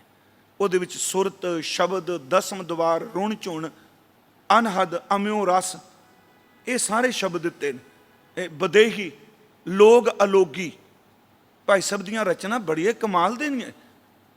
ਉੱਥੇ ਭਾਈ ਸਾਹਿਬ ਨੂੰ ਪੁੱਛੀਏ ਵੀ ਇਹ ਜਿਹੜਾ ਗੁਰੂ ਨਾਨਕ ਸਾਹਿਬ ਕਹਿ ਰਹੇ ਨੇ, ਉਹ ਨਹੀਂ ਦੁਨੀਆ ਤੋੜੇ ਬੰਦਨਾ ਵੈਗਰੂ, ਨਹੀਂ ਮੰਦੇ ਪੈਰ ਨਾ ਰੱਖਿਓ। ਇਹ ਮੰਦੇ ਪੈਰ ਨਾ ਰੱਖਿਓ ਕੀ ਹੈ? ਭਾਈ ਸਾਹਿਬ ਕਹਿੰਦੇ ਨੇ ਆ ਮੈਂ ਤੈਨੂੰ ਦੱਸਾਂ। ਕਹਿੰਦੇ ਮੈਂ ਤਾਂ ਉਹਦੇ ਤੋਂ ਕੁਰਬਾਨ ਜਾਣਾ ਵਾ। ਉਹ ਪੌੜੀ ਆਪਾਂ ਪੜ੍ਹਦੇ ਨੇ, ਅਰਥਾਂ ਦੀ ਲੋੜ ਨਹੀਂ। ਮੰਦੇ ਪੈਰ ਨਾ ਕੀ ਹੈ? ਹਉ ਤਿਸ ਘੋਲ ਕਮਾਇਆ ਗੁਰਮਤਿ ਹਿਰਦੈ ਗਰੀਬੀ ਆਵੇ। ਅੱਗੇ ਮੰਦੇ ਪੈਰ ਨਾ ਰੱਖਿਓ। ਹਉ ਤਿਸ ਘੋਲ ਕਮਾਇਆ ਪਰ ਨਾਰੀ ਦੇ ਨੇੜ ਨਾ ਜਾਵੇ। ਮੰਦੇ ਰਸਤੇ ਤੇ ਨਹੀਂ ਤੁਰਿਆ। ਪਰ ਨਾਰੀ ਦੇ ਨੇੜ ਨਾ ਜਾਵੇ ਮੀਨਸ ਇਹ ਨਹੀਂ ਕਿ ਕੋਈ ਇਸਤਰੀ ਦੂਜੇ ਪਰਿਵਾਰ ਚੋਂ ਮਿਲਦੀ ਹੋ ਤਾਂ ਖੇਟ ਕਰਦਾ ਹੈ। ਵਾਸ਼ਨਾ ਸੰਯੁਕਤ ਹੋ ਕੇ ਉਹਦਾ ਅੰਦਰ ਕਦੀ ਪਰ ਨਾਰੀ ਦੇ ਨੇੜੇ ਨਹੀਂ ਗਿਆ, ਮੰਦੇ ਰਸਤੇ ਤੇ ਨਹੀਂ ਗਿਆ। ਉਹਨੇ ਮੰਦੇ ਰਸਤੇ ਤੋਂ ਵਰਜ ਲਿਆ ਆਪਣੇ ਆਪ ਨੂੰ। फिर बेनती, खौं तिस घोल कमाया गुरमत हृदय गरीबी आवे। गुरमत राही जिहदे हिरदे च गरीबी आ गई। हौं तिस घोल कमाया पर नारी दे नेड़ ना जावे। हौं तिस घोल कमाया पर दरबੈ ਨੂੰ हथ ना लावे। मंदे पैर ना रखियो पर नारी पर दरब। तीसरा, हौं तिस घोल कमाया पर निंदा सुन आप हटावे। उन्हीं मंदे पैर ना रखियो पर निंदा सुन आप हटावे। हौं तिस घोल कमाया सतगुर दा उपदेश कमावे। हौं तिस घोल कमाया थोड़ा समय थोड़ा ही खावे। ते महाराज कहते गुरमुख सोई सहज समावे। वो सहज अवस्था में टिक। जिन्हें सेवा की, मैं तां बेनती कर लगा, कल भी कहा सी, इस पौड़ी नूं रूहानीयत च रंग के अर्थ करिए। सतगुरु कहते हैं जिहड़ा सचमुच सबर वाला संतोखी सेवादार है, ਉਹਦਾ मतलब ये नहीं केवल कि वह कह रहा मैं गुरुद्वारे की सेवा कर रहा, मैं भांडियां की सेवा कर रहा, मैं लंगर की सेवा कर रहा, मैं फलानी सेवा कर रहा। सतगुरु कहते हैं जे तू मंदे रस्ते ते चल रहा है, सच एवं तेरी सेवा किसी अर्थ नहीं, क्योंकि अंदर दे सबर वाला सेवादार मंदे रस्ते ते पैर ही नहीं रखता। उन्हीं मंदे पैर ना रखियो, उड़ा खुला नहीं रखिया मंदे रस्ते ते पैर। ते महाराज कहते ने कर सुकृत धर्म कमाया। उन्हें माड़ी किरत नहीं की, ओदी किरत भी सुची है। वो सुकिरत कर रहा, धर्म कमाया। वो सच एवे गृहस्थ विच रहिंदा होया अपनी दसा नवां दी सुची किरत करदा होया सेवादार धर्म नूं कमांदा पिया है। धर्म नूं व्याख्या नहीं कर रहा, कमा रहा है। महाराज कहते उन्हीं मंदे पैर न रखियो कर सुकृत चंगी किरत। इसे नूं गुरु साहब ने बाणी च कहा। मैं कल भी शायद रोज़ौरी गार अर्ज की सी कि असी भी तिलक चुके हाँ। सब दुकानदारी जी चलती पई। मेरा गुरु किसे घर विच भी कोई आंदा सी ना, महाराज गुरु नानक साहब आओ, पहला सवाल करते सन तेरी किरत की है, तू काम की करना है। भूमिया ने यही क्या तेरी किरत की, उन्हें कहा मैं चोरी करना। सतगुरु कहते नहीं। मलक भागो नूं की क्या। इसे करके गुरु ने प्यारिओ जदों किरत सुची नहीं हुंदी ते करदार भी सुच्चे नहीं हुंदे। जदों करदार सुच्चे नहीं हुंदे, चेते रखो उदों परिवार भी सुच्चे नहीं हुंदे। फिर न्याणी कोई खब्बे सज गया भज गया, कोई खब्बे चला गया। किरत सुकिरत मैं फिर बेनती वरांगा कि गुरु साहब ने बाणी च शब्द वरते ने, असी ये पाठ करने हैं। जदों हजूर ने फरमाया, कहन लगे कि हक पराया नानका ये सुकिरत नहीं। हक पराया नानका उस सुअर उस गाए, गुरपीर हामा तां भरे जां मुरदार ना खाए। जिमें हिंदू ली गां खानी, मुसलमान ली सूर खाना। हुण मैं बेनती करा, उदों सिख इहदा प्रफुल्लत नहीं होया, सिक्खी पैदा कर रहे हैं। तो अज सतगुरु साडे लई की कहणगे। प्यारिओ सुकिरत छड्डो, इत्थे तां साडे बंदे रब दियां गोलकां नूं भी नहीं छड्डदे पए। कोई दौलत खा रहा, कोई बदौलत खा रहा। प्लीज़ इहदा गुस्सा ना करियो, मेरी बेनती है। कोई दौलत खा रहा, शरेआम खा रहा कढ के विचों। कोई बदौलत का अर्थ है कहता मैं नहीं खाता, पर चेते रखियो मैं फलानी संस्था का बड़ा वड्डा मैंबर हाँ, साढ़े पंजाब ते चलता। वो चुप करके कार ले जाता है, कहता मेरा एक काम होना चाहिए, पर उन्हें दौलत नहीं लई, बदौलत काम करा लिया है। सुकिरत की चंगी किरत, शुभ किरत। सतगुरु ने तां ही बाणी च बख्शिश की, कहन लगे वो सेवादार मंदे रस्ते ते नहीं चलता, उसकी किरत अच्छी है। क्योंकि पहला शब्द गुरुदेव ने संतोखी वरते है। संतोखी बंदा रुखी सुखी खाए कै, ठंडा पानी पियो, फरीदा देख पराई चौपड़ी ना तरसाए जियो। किरत सुची होती। उन्हीं दुनिया अगे बेनती करा, उन्हीं मंदे पैर ना रखियो कर सुकृत। सुकृत का अर्थ नाम भी है। सुकृत का अर्थ चंगी किरत नाम। इसे करके दास ने जदों ये कथा आई ना जी कि वाइन चेले नचन गुर पैर हलायन फेरन सिर, ਉੱਥੇ ਇਹ ਨਹੀਂ ਕੱਲਾ ਤੁਹਾਨੂੰ ਕਿ ਖਿਮਾ ਕਰਿਓ ਪਿਆਰਿਓ, ਮੈਂ ਫਿਰ ਬੇਨਤੀ ਕਰਨਾ, ਆਪਣੀ ਘਾਟ ਨੂੰ ਸਵੀਕਾਰ ਲੈਣਾ ਚਾਹੀਦਾ ਹੈ। ਗੁਰੂ ਰਾਹ ਦਿੰਦਾ ਹੈ। ਆਹ ਜਿਹੜਾ ਅਸੀਂ ਵੀ ਕਰ ਰਹੇ ਹਾਂ, ਤੁਸੀਂ ਸਾਨੂੰ ਸਭ ਕੁਝ ਦਿੰਦੇ ਹੋ। ਸੱਚੀ ਗੱਲ ਜੇ ਗੁਰਮਤਿ ਦੇ ਪਰਪੇਖ 'ਚ ਦੇਖੋ ਤੇ ਇਹ ਵੀ ਇਹਦੀ ਕੋਈ ਹੈਸੀਅਤ ਨਹੀਂ ਸੀ। ਸਿੱਖ ਕਿਰਤ ਕਰਦਾ, ਸੁੱਚੀ ਕਿਰਤ ਕਰਦਾ, ਕਮਾ ਕੇ ਖਾਂਦਾ ਹੈ। ਮਹਾਰਾਜ ਸੱਚੇ ਪਾਤਸ਼ਾਹ ਨੇ ਕਦੀ ਤੁਹਾਨੂੰ ਕਿਸੇ ਨੇ, ਇਹ ਗਿਆਨੀ ਨੇ ਕਥਾ ਠੋਕ ਕੇ ਨਹੀਂ ਸੁਣਾਣੀ ਵਿਸਤਾਰ ਨਾਲ। ਬਾਬਿਆਂ ਨੂੰ, ਸਾਧਾਂ ਨੂੰ, ਡੇਰੇਦਾਰਾਂ ਨੂੰ, ਸਾਰਿਆਂ ਨੂੰ ਬੰਨ੍ਹਨੇ ਆ। ਇਹਦੇ ਕੋਲ ਵੱਡੀਆਂ ਗੱਡੀਆਂ ਨੇ, ਇਹਦੇ ਕੋਲ ਵੱਡਾ ਘਰ ਹੈ, ਪਰ ਚੇਤੇ ਰੱਖਿਓ ਜੇ ਸ਼ਬਦ ਦੀ ਕਮਾਈ ਨਹੀਂ, ਅੰਦਰ ਸਾਡਾ ਵੀ ਚਾਹੁੰਦਾ ਜਿਹੜੀ ਗੱਡੀ ਇਹਦੇ ਕੋਲੇ ਮੇਰੇ ਕੋਲ ਆਉਣੀ ਚਾਹੀਦੀ ਸੀ। ਮਨੋਵਿਗਿਆਨ ਕਹਿੰਦਾ, ਸਾਈਕੀ ਜਾਣਨ ਵਾਲਿਆਂ ਨੂੰ ਪਤਾ ਹੈ। ਪਰ ਗੁਰੂ ਨੂੰ ਪੁੱਛ ਕੇ ਦੇਖੋ, ਜਦੋਂ ਧਰਮ ਹੀ ਰੋਜੀ ਬਣ ਜਾਏ, ਕੱਲੀ ਬੰਦਗੀ ਨਾ ਰਹੇ। ਬਾਬਾ ਜੀ ਦੇ ਬੋਲ ਨੇ, ਗਿਆਨ ਵਿਖੂਣਾ ਗਾਵੇ ਗੀਤ, ਭੁੱਖੇ ਮੁੱਲਾਂ ਘਰੇ ਮਸੀਤ। ਘਰ ਹੀ ਬਣ ਗਿਆ ਸਭ ਕੁਝ। ਮਖੱਟੂ ਹੋਏ ਕਾ ਕੰਨ ਪੜਾਏ, ਫਕਰ ਕਰੇ ਹੋਰ ਜਾਤ ਗਵਾਏ। ਗੁਰ ਪੀਰ ਸਦਾਏ ਮੰਗਣ ਜਾਏ, ਤਾਂ ਕੈ ਮੂਲ ਨਾ ਲੱਗਿਆ ਪਾਏ। ਬਾਬਾ ਜੀ ਕਹਿੰਦੇ ਨੇ, ਕਾਲ ਖਾਏ ਕਿਛ ਹੱਥੋਂ ਦੇ, ਨਾਨਕ ਰਹਾ ਪਛਾਣੇ ਸੇ। 18 ਸਾਲ ਮੇਰੇ ਬਾਬੇ ਨੇ ਚਲਾਣੇ ਤੱਕ, ਚਲਾਣੇ ਤੋਂ ਪਹਿਲਾਂ 18 ਸਾਲ ਆਪ ਹਲ ਦੇ ਮੁੰਨੇ ਉੱਤੇ ਹੱਥ ਰੱਖ ਕੇ ਗੁਰੂ ਨਾਨਕ ਨੇ ਖਲ ਵਾਇਆ ਤੇ ਆਪਣੇ ਖੇਤਾਂ ਦੀ ਕਮਾਈ ਵਿੱਚ ਧਰਮਸ਼ਾਲਾ ਵਿੱਚ ਰੋਟੀ ਚਲਾਈ। ਮੇਰੀ ਬੇਨਤੀ, ਸੁਕਿਰਤ ਕੀਤੀ, ਬੰਦਗੀ ਦੀ। ਸਤਿਗੁਰੂ ਕਹਿੰਦੇ ਨੇ, ਪਰਮ ਸੇਵਾਦਾਰ ਸੰਤੋਖੀ ਹੈ, ਸਬਰ 'ਚ ਜਿੰਦਾ ਹੈ। ਉਹ ਮੰਦੇ ਰਸਤੇ ਤੇ ਪੈਰ ਨਹੀਂ ਰੱਖਦਾ। ਉਹ ਨਹੀਂ ਮੰਦਾ ਪੈਰ ਨਾ ਰੱਖਿਓ ਕਰ ਸੁਕ੍ਰਿਤ। ਫਿਰ ਕੀ ਕੀਤਾ? ਧਰਮ ਕਮਾਇਆ। ਉਹਨੇ ਜੋ ਧਰਮ ਨੇ ਦੱਸਿਆ। ਫਿਰ ਮੈਂ ਬੇਨਤੀ ਕਰਾਂਗਾ, ਧਰਮ ਕਮਾਇਆ ਦੇ ਅਰਥ ਅੱਗੇ ਆਉਣਗੇ ਜਦੋਂ ਆਏਗਾ ਨਾ, ਸਰਬ ਸ਼ਬਦੰਗ ਏਕ ਸ਼ਬਦੰਗ, ਉਹ ਧਰਮ ਹੈ। ਧਰਮ ਕਮਾਇਆ ਕੀ? ਸਰਬ ਧਰਮ ਮੈਂ ਸ੍ਰੇਸ਼ਟ ਧਰਮ, ਹਰ ਕਾ ਨਾਮ ਜਪ ਨਿਰਮਲ ਕਰ। ਧਰਮ ਕਮਾਇਆ ਜੇ ਗੁਰੂ ਨਾਨਕ ਸਾਹਿਬ ਦੇ ਨਜ਼ਰ 'ਚ ਦੇਖੀਏ, ਉਹ ਕਹਿੰਦੇ ਨੇ, ਅਮਲ ਕਰ ਧਰਤੀ ਬੀਜ ਸ਼ਬਦੋ ਕਰ ਧਰਮ ਕਮਾਇਆ। ਅਮਲ ਕਰ ਧਰਤੀ ਬੀਜ ਸ਼ਬਦੋ ਕਰ, ਸੱਚ ਕੀ ਆਬ ਨਿਤ ਦੇ ਪਾਣੀ। ਹੋਏ ਕਿਰਸਾਨ ਈਮਾਨ ਜਮਾਏ ਲੈ। ਆਹ ਧਰਮ ਜਮਾਇਆ, ਧਰਮ ਕਮਾਇਆ। ਅਮਲ ਕਰ ਧਰਤੀ, ਚੰਗੇ ਕਿਰਦਾਰ ਨੂੰ ਖੇਤੀ ਬਣਾਇਆ, ਜ਼ਮੀਨ ਬਣਾਇਆ, ਸ਼ਬਦ ਦਾ ਬੀਜ ਵਿੱਚ ਪਾਇਆ। ਹੁਣ ਕਈ ਵਾਰੀ ਅਸੀਂ ਸ਼ੁਭ ਗੁਣ, ਅੱਜ ਕੱਲ੍ਹ ਵਿਆਖਿਆ ਰੱਬ ਦੀ ਜਿਹੜੀ ਸਿੱਖ ਕਰਨੀ ਸ਼ੁਰੂ ਕਰ ਰਹੇ ਨਾ, ਉਹ ਕਹਿੰਦੇ ਗੁਣੀ ਤਾਂ ਰੱਬ ਹੈ। ਉਸ ਹਸਤੀ ਨੂੰ ਮੰਨ ਹੀ ਨਹੀਂ ਰਹੇ ਜਿਹਨੇ ਸਭ ਕੁਝ ਕੀਤਾ। ਕਹਿੰਦੇ ਗੁਣ ਹੀ ਪਰਮਾਤਮਾ ਹੈ। ਤੇ ਮੈਂ ਇੱਕ ਦਿਨ ਅਰਜ਼ ਕੀਤੀ ਸੀ, ਸੂਰਜ ਤੋਂ ਨਿਕਲੀ ਕੋਈ ਕਿਰਨ ਨੂੰ ਦੇਖ ਕੇ ਕਹੀਏ ਕਿਰਨ ਹੀ ਸੂਰਜ ਹੈ, ਨਹੀਂ ਗੱਲ ਬਚੇਗੀ ਨਹੀਂ। ਗੁਣਵੰਤਾ ਨਹੀਂ ਤੇ ਗੁਣ ਕਿੱਥੋਂ ਪੈਦਾ ਹੋ ਜਾਏਗਾ? ਉਹ ਗੁਣਾਂ ਦਾ ਸੋਮਾ ਹੈ।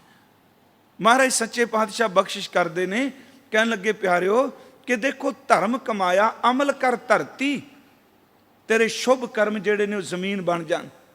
ਬੀਜ ਸ਼ਬਦੋ ਕਰ, ਜਦੋਂ ਤੇਰੇ ਕੋਲ ਗੁਣ ਕਰੈਕਟਰ ਹੋਵੇ, ਤੂੰ ਬੁਰਾ ਨਹੀਂ ਮੰਗਦਾ, ਝੂਠ ਨਹੀਂ ਬੋਲਦਾ, ਕਿਸੇ ਦੀ ਕਮਾਈ ਨਹੀਂ ਖੋਂਦਾ, ਤੂੰ ਕਿਸੇ ਦੇ ਤਨ ਨੇੜੇ ਨਹੀਂ ਜਾਂਦਾ, ਨਿੰਦਿਆ ਨਹੀਂ ਕਰਦਾ, ਫਿਰ ਅਗਲਾ ਕੰਮ ਕਰ, ਤੇਰੀ ਖੇਤੀ ਤਿਆਰ ਹੋ ਗਈ, ਫਟਾਫਟ ਬੀਜ ਪਾ ਦੇ।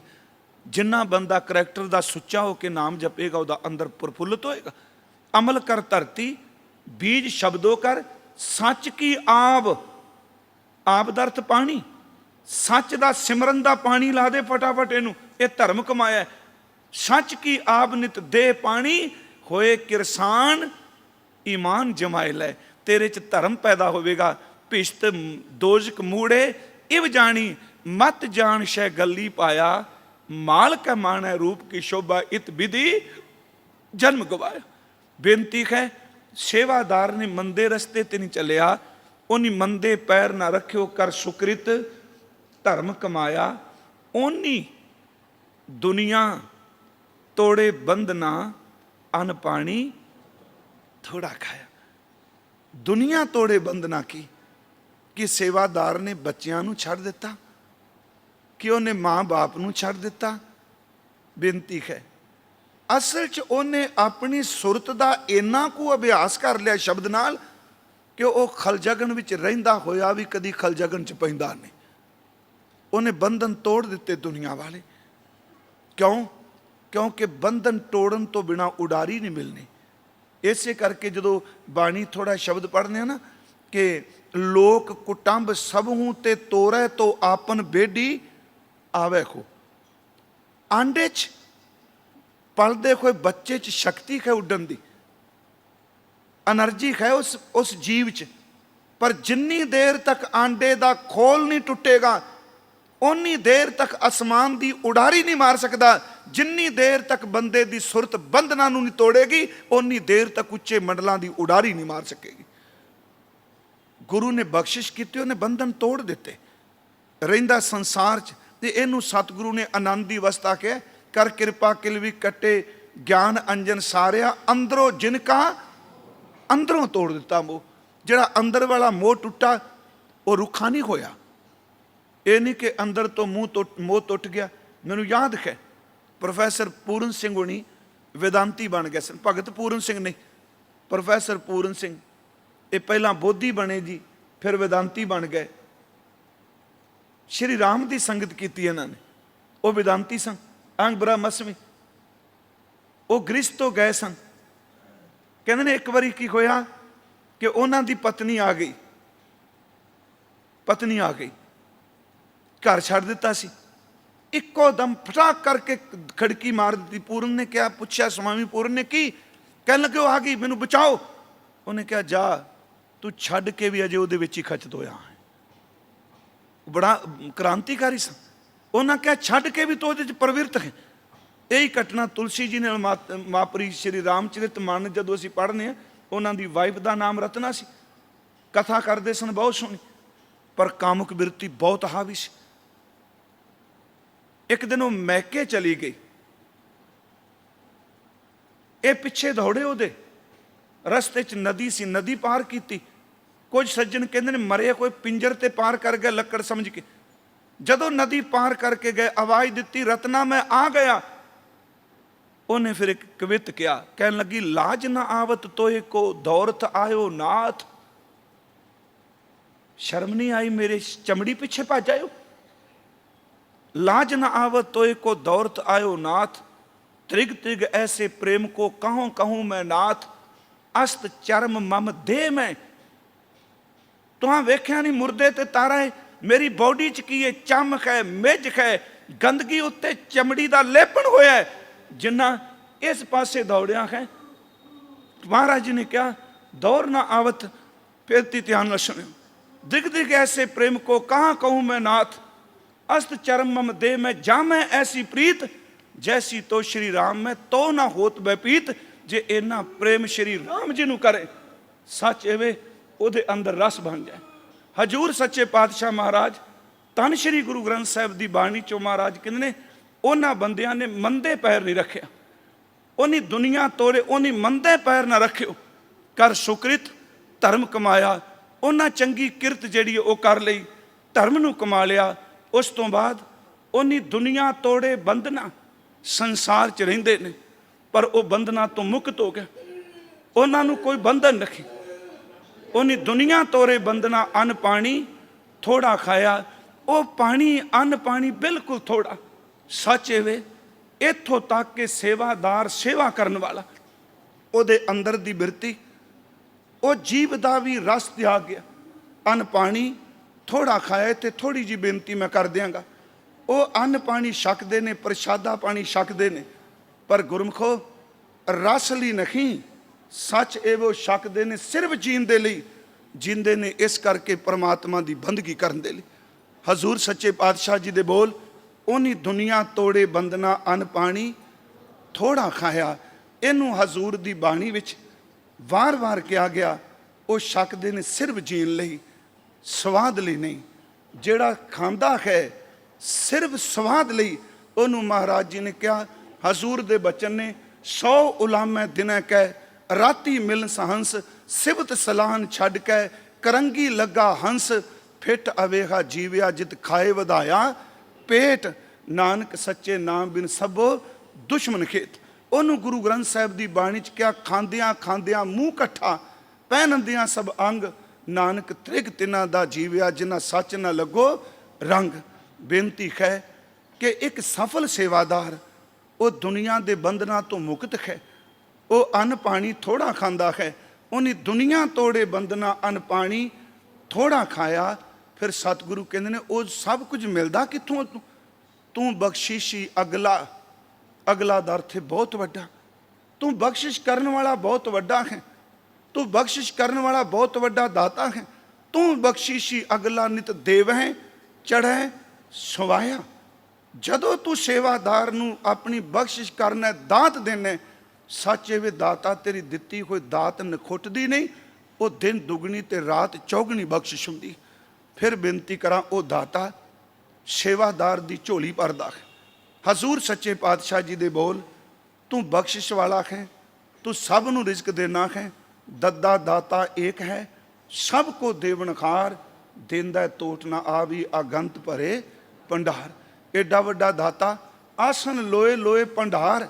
ਜੋ ਕਿਛ ਪਾਇਆ ਸੋ ਏਕਾ ਵਾਰ। ਦੇਂਦਾ ਦੇ ਲੈਂਦੇ ਥਕ ਪਾਹੇ, ਤੂੰ ਬਖਸ਼ਿਸ਼ੀ ਅਗਲਾ ਨਿਤ ਦੇਵੇ ਚੜ੍ਹੈ ਸੁਆਇਆ। ਮਹਾਰਾਜ ਕਹਿੰਦੇ ਦੇਂਦਾ ਦੇ ਲੈਂਦੇ ਥਕ ਪਾਹੇ, ਜੁਗਾ ਜੁਗੰਤਰ ਖਾਈ ਖਾਏ। ਉਹ ਸੇਵਾਦਾਰ ਦੀ ਝੋਲੀ ਭਰ ਦਿੱਤੀ ਦਾਤੇ ਨੇ, ਭਰਪੂਰ ਹੋ ਗਿਆ। ਫਿਰ ਇਸ ਤੋਂ ਬਾਅਦ ਪ੍ਰਾਪਤੀ ਕੀ ਹੋਈ?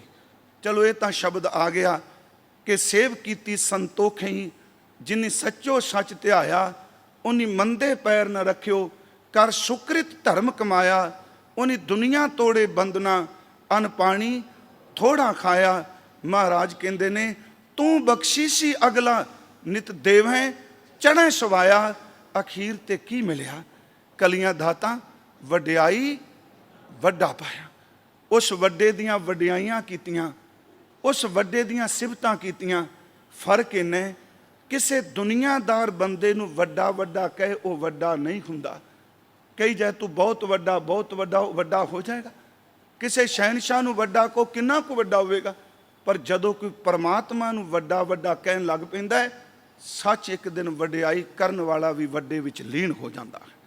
ਉਸ ਦੀ ਵਡਿਆਈ ਇਹ ਹੈ। 2 ਸ਼ਲੋਕਾਂ ਨਾਲ ਪੌੜੀ। ਸ਼ਲੋਕ ਹਉਮੈ ਨਾਲ ਸੰਬੰਧਿਤ ਨੇ ਕਿ ਸੰਯਮ ਦੁੱਖ ਜਾ ਸਕਦਾ ਹੈ ਜੇ ਪਰਿਪੂਰਨ ਪਰਮਾਤਮਾ ਦੇ ਸ਼ਬਦ ਨੂੰ ਕਮਾਲ ਹੈ। ਫਿਰ ਬੇਨਤੀ ਸੁਣੋ, ਕਿਉਂਕਿ ਇਹ ਮੁਕੰਮਲਤਾ ਹੈ। ਪਹਿਲਾ ਸ਼ਬਦ ਸੀ ਖੌਂ ਵਿੱਚ ਆਇਆ, ਹਉ ਵਿੱਚ ਗਿਆ, ਹਉ ਵਿੱਚ ਜੰਮਿਆ, ਹਉ ਵਿੱਚ ਮੂਵਾ। ਫਿਰ ਅੱਗੇ ਸਤਿਗੁਰੂ ਇਹ ਖੌਂ ਕਿੱਥੋਂ ਆਈ? ਕਹਿਣ ਲੱਗੇ ਹਉਮੈ ਇਹ ਜਾਤ ਹੈ, ਹਉਮੈ ਕਰਮ ਕਮਾਏ। ਇਹ ਮੂਲ ਆਈ ਕਰਮਾਂ ਨਾਲ ਨਹੀਂ, ਇਹ ਹੁਕਮ ਨਾਲ ਆ ਗਈ। ਫਿਰ ਹਉਮੈ ਦੇ ਅਧੀਨ ਹੋਇਆ ਬੰਦਾ ਕਰਮ ਕਮਾਉਂਦਾ ਹੈ। ਸੱਚੇ ਪਾਤਸ਼ਾਹ ਉਸ ਤੋਂ ਅੱਗੇ ਕਹਿੰਦੇ ਨੇ ਇਹ ਰੋਗ ਹੈ, ਜਾ ਸਕਦਾ ਹੈ। ਹਉਮੈ ਦੀਰਘ ਰੋਗ ਹੈ, ਦਾਰੂ ਪੀ ਸਮਾਹੇ। ਕਿਰਪਾ ਕਰੇ ਜੇ ਆਪਣੀ ਤਾਂ ਗੁਰ ਕਾ ਸ਼ਬਦ ਕਮਾਹੇ। ਨਾਨਕ ਕਹਿ ਸੁਣੋ ਜਨੋ ਇਤ ਸੰਯਮ ਦੁੱਖ ਜਾਏ। ਜਿਹਦੇ ਕੋਲ ਹਉਮੈ ਦਾ ਦੁੱਖ ਨਹੀਂ, ਹਉਮੈ ਦਾ ਅਭਾਵ ਹੈ, ਫਿਰ ਉਹ ਕੌਣ ਹੈ? ਉਹਨੂੰ ਫਿਰ ਪੌੜੀ 'ਚ ਕਿਹਾ ਸੇਵ ਕੀਤੀ ਸੰਤੋਖਈ, ਜਿਨੀ ਸੱਚੋ ਸੱਚ ਧਿਆਇਆ। ਉਹਨੇ ਮੰਦੇ ਪੈਰ ਨਾ ਰੱਖਿਓ, ਕਰ ਸੁਕ੍ਰਿਤ ਧਰਮ ਕਮਾਇਆ। ਉਹਨੇ ਦੁਨੀਆ ਤੋੜੇ ਬੰਦਨਾ, ਅੰਨ ਪਾਣੀ ਥੋੜਾ ਖਾਇਆ। ਤੂੰ ਬਖਸ਼ੀਸ਼ੀ ਅਗਲਾ, ਬਖਸ਼ਾਂ ਨਾਲ ਨਿਵਾਜ ਦਿੱਤਾ ਸੇਵਾਦਾਰ ਨੂੰ। ਤੂੰ ਬਖਸ਼ੀਸ਼ੀ ਅਗਲਾ, ਨਿਤ ਦੇਵਹਿ ਰੋਜ਼ ਦੇ ਰਹੇ। ਨਿਤ ਦੇਵਹਿ ਚੜ੍ਹੈ ਸਵਾਇਆ। ਤੇ ਸੇਵਾਦਾਰ ਕਿੱਥੇ ਪਹੁੰਚ ਗਿਆ? ਵਡਿਆਈ ਵੱਡਾ ਪਾਇਆ। ਇਹਨੂੰ ਸਾਹਿਬ ਨੇ ਕਿਹਾ ਅਬ ਤੋਂ ਜਾਏ ਚੜੇ ਸਿੰਘਾਸਨ, ਮਿਲੇ ਹੈ ਸਾਰੰਗ ਪਾਨੀ। ਰਾਮ ਕਬੀਰਾ ਏਕ ਪੈ ਹੈ, ਕੋ ਨਾ ਸਕੈ ਪਛਾਨੀ। ਤੂੰ ਮੇਰੋ ਮੇਰ ਪਰਬਤ ਸੁਆਮੀ, ਓਟ ਗਈ ਮੈਂ ਤੇਰੀ ਵਡਿਆਈ ਵੱਡਾ ਪਾਇਆ। ਓਟ ਗਈ ਮੈਂ ਤੇਰੀ, ਨਾ ਤੁਮ ਡੋਲੋ ਨਾ ਹਮ ਗਿਰਤੇ ਰੱਖ ਲੀਨੀ ਹਰ ਮੇਰੀ। ਉਸ ਪਾਰ ਬ੍ਰਹਮ ਪਰਮੇਸ਼ਵਰ ਦੀ ਵਡਿਆਈ ਕਰਦਿਆਂ ਹੋਇਆਂ ਬੇਅੰਤ ਭੁੱਲਾਂ ਹੋਈਆਂ ਨੇ। ਸਾਧ ਸੰਗਤ ਆਪ ਕਿਰਪਾ ਕਰਕੇ ਬਖਸ਼ ਦੇਣਾ। ਇੱਥੋਂ ਦੇ ਪ੍ਰਬੰਧਕ ਵੀਰਾਂ ਦਾ ਤਹਿ ਦਿਲੋਂ ਧੰਨਵਾਦ।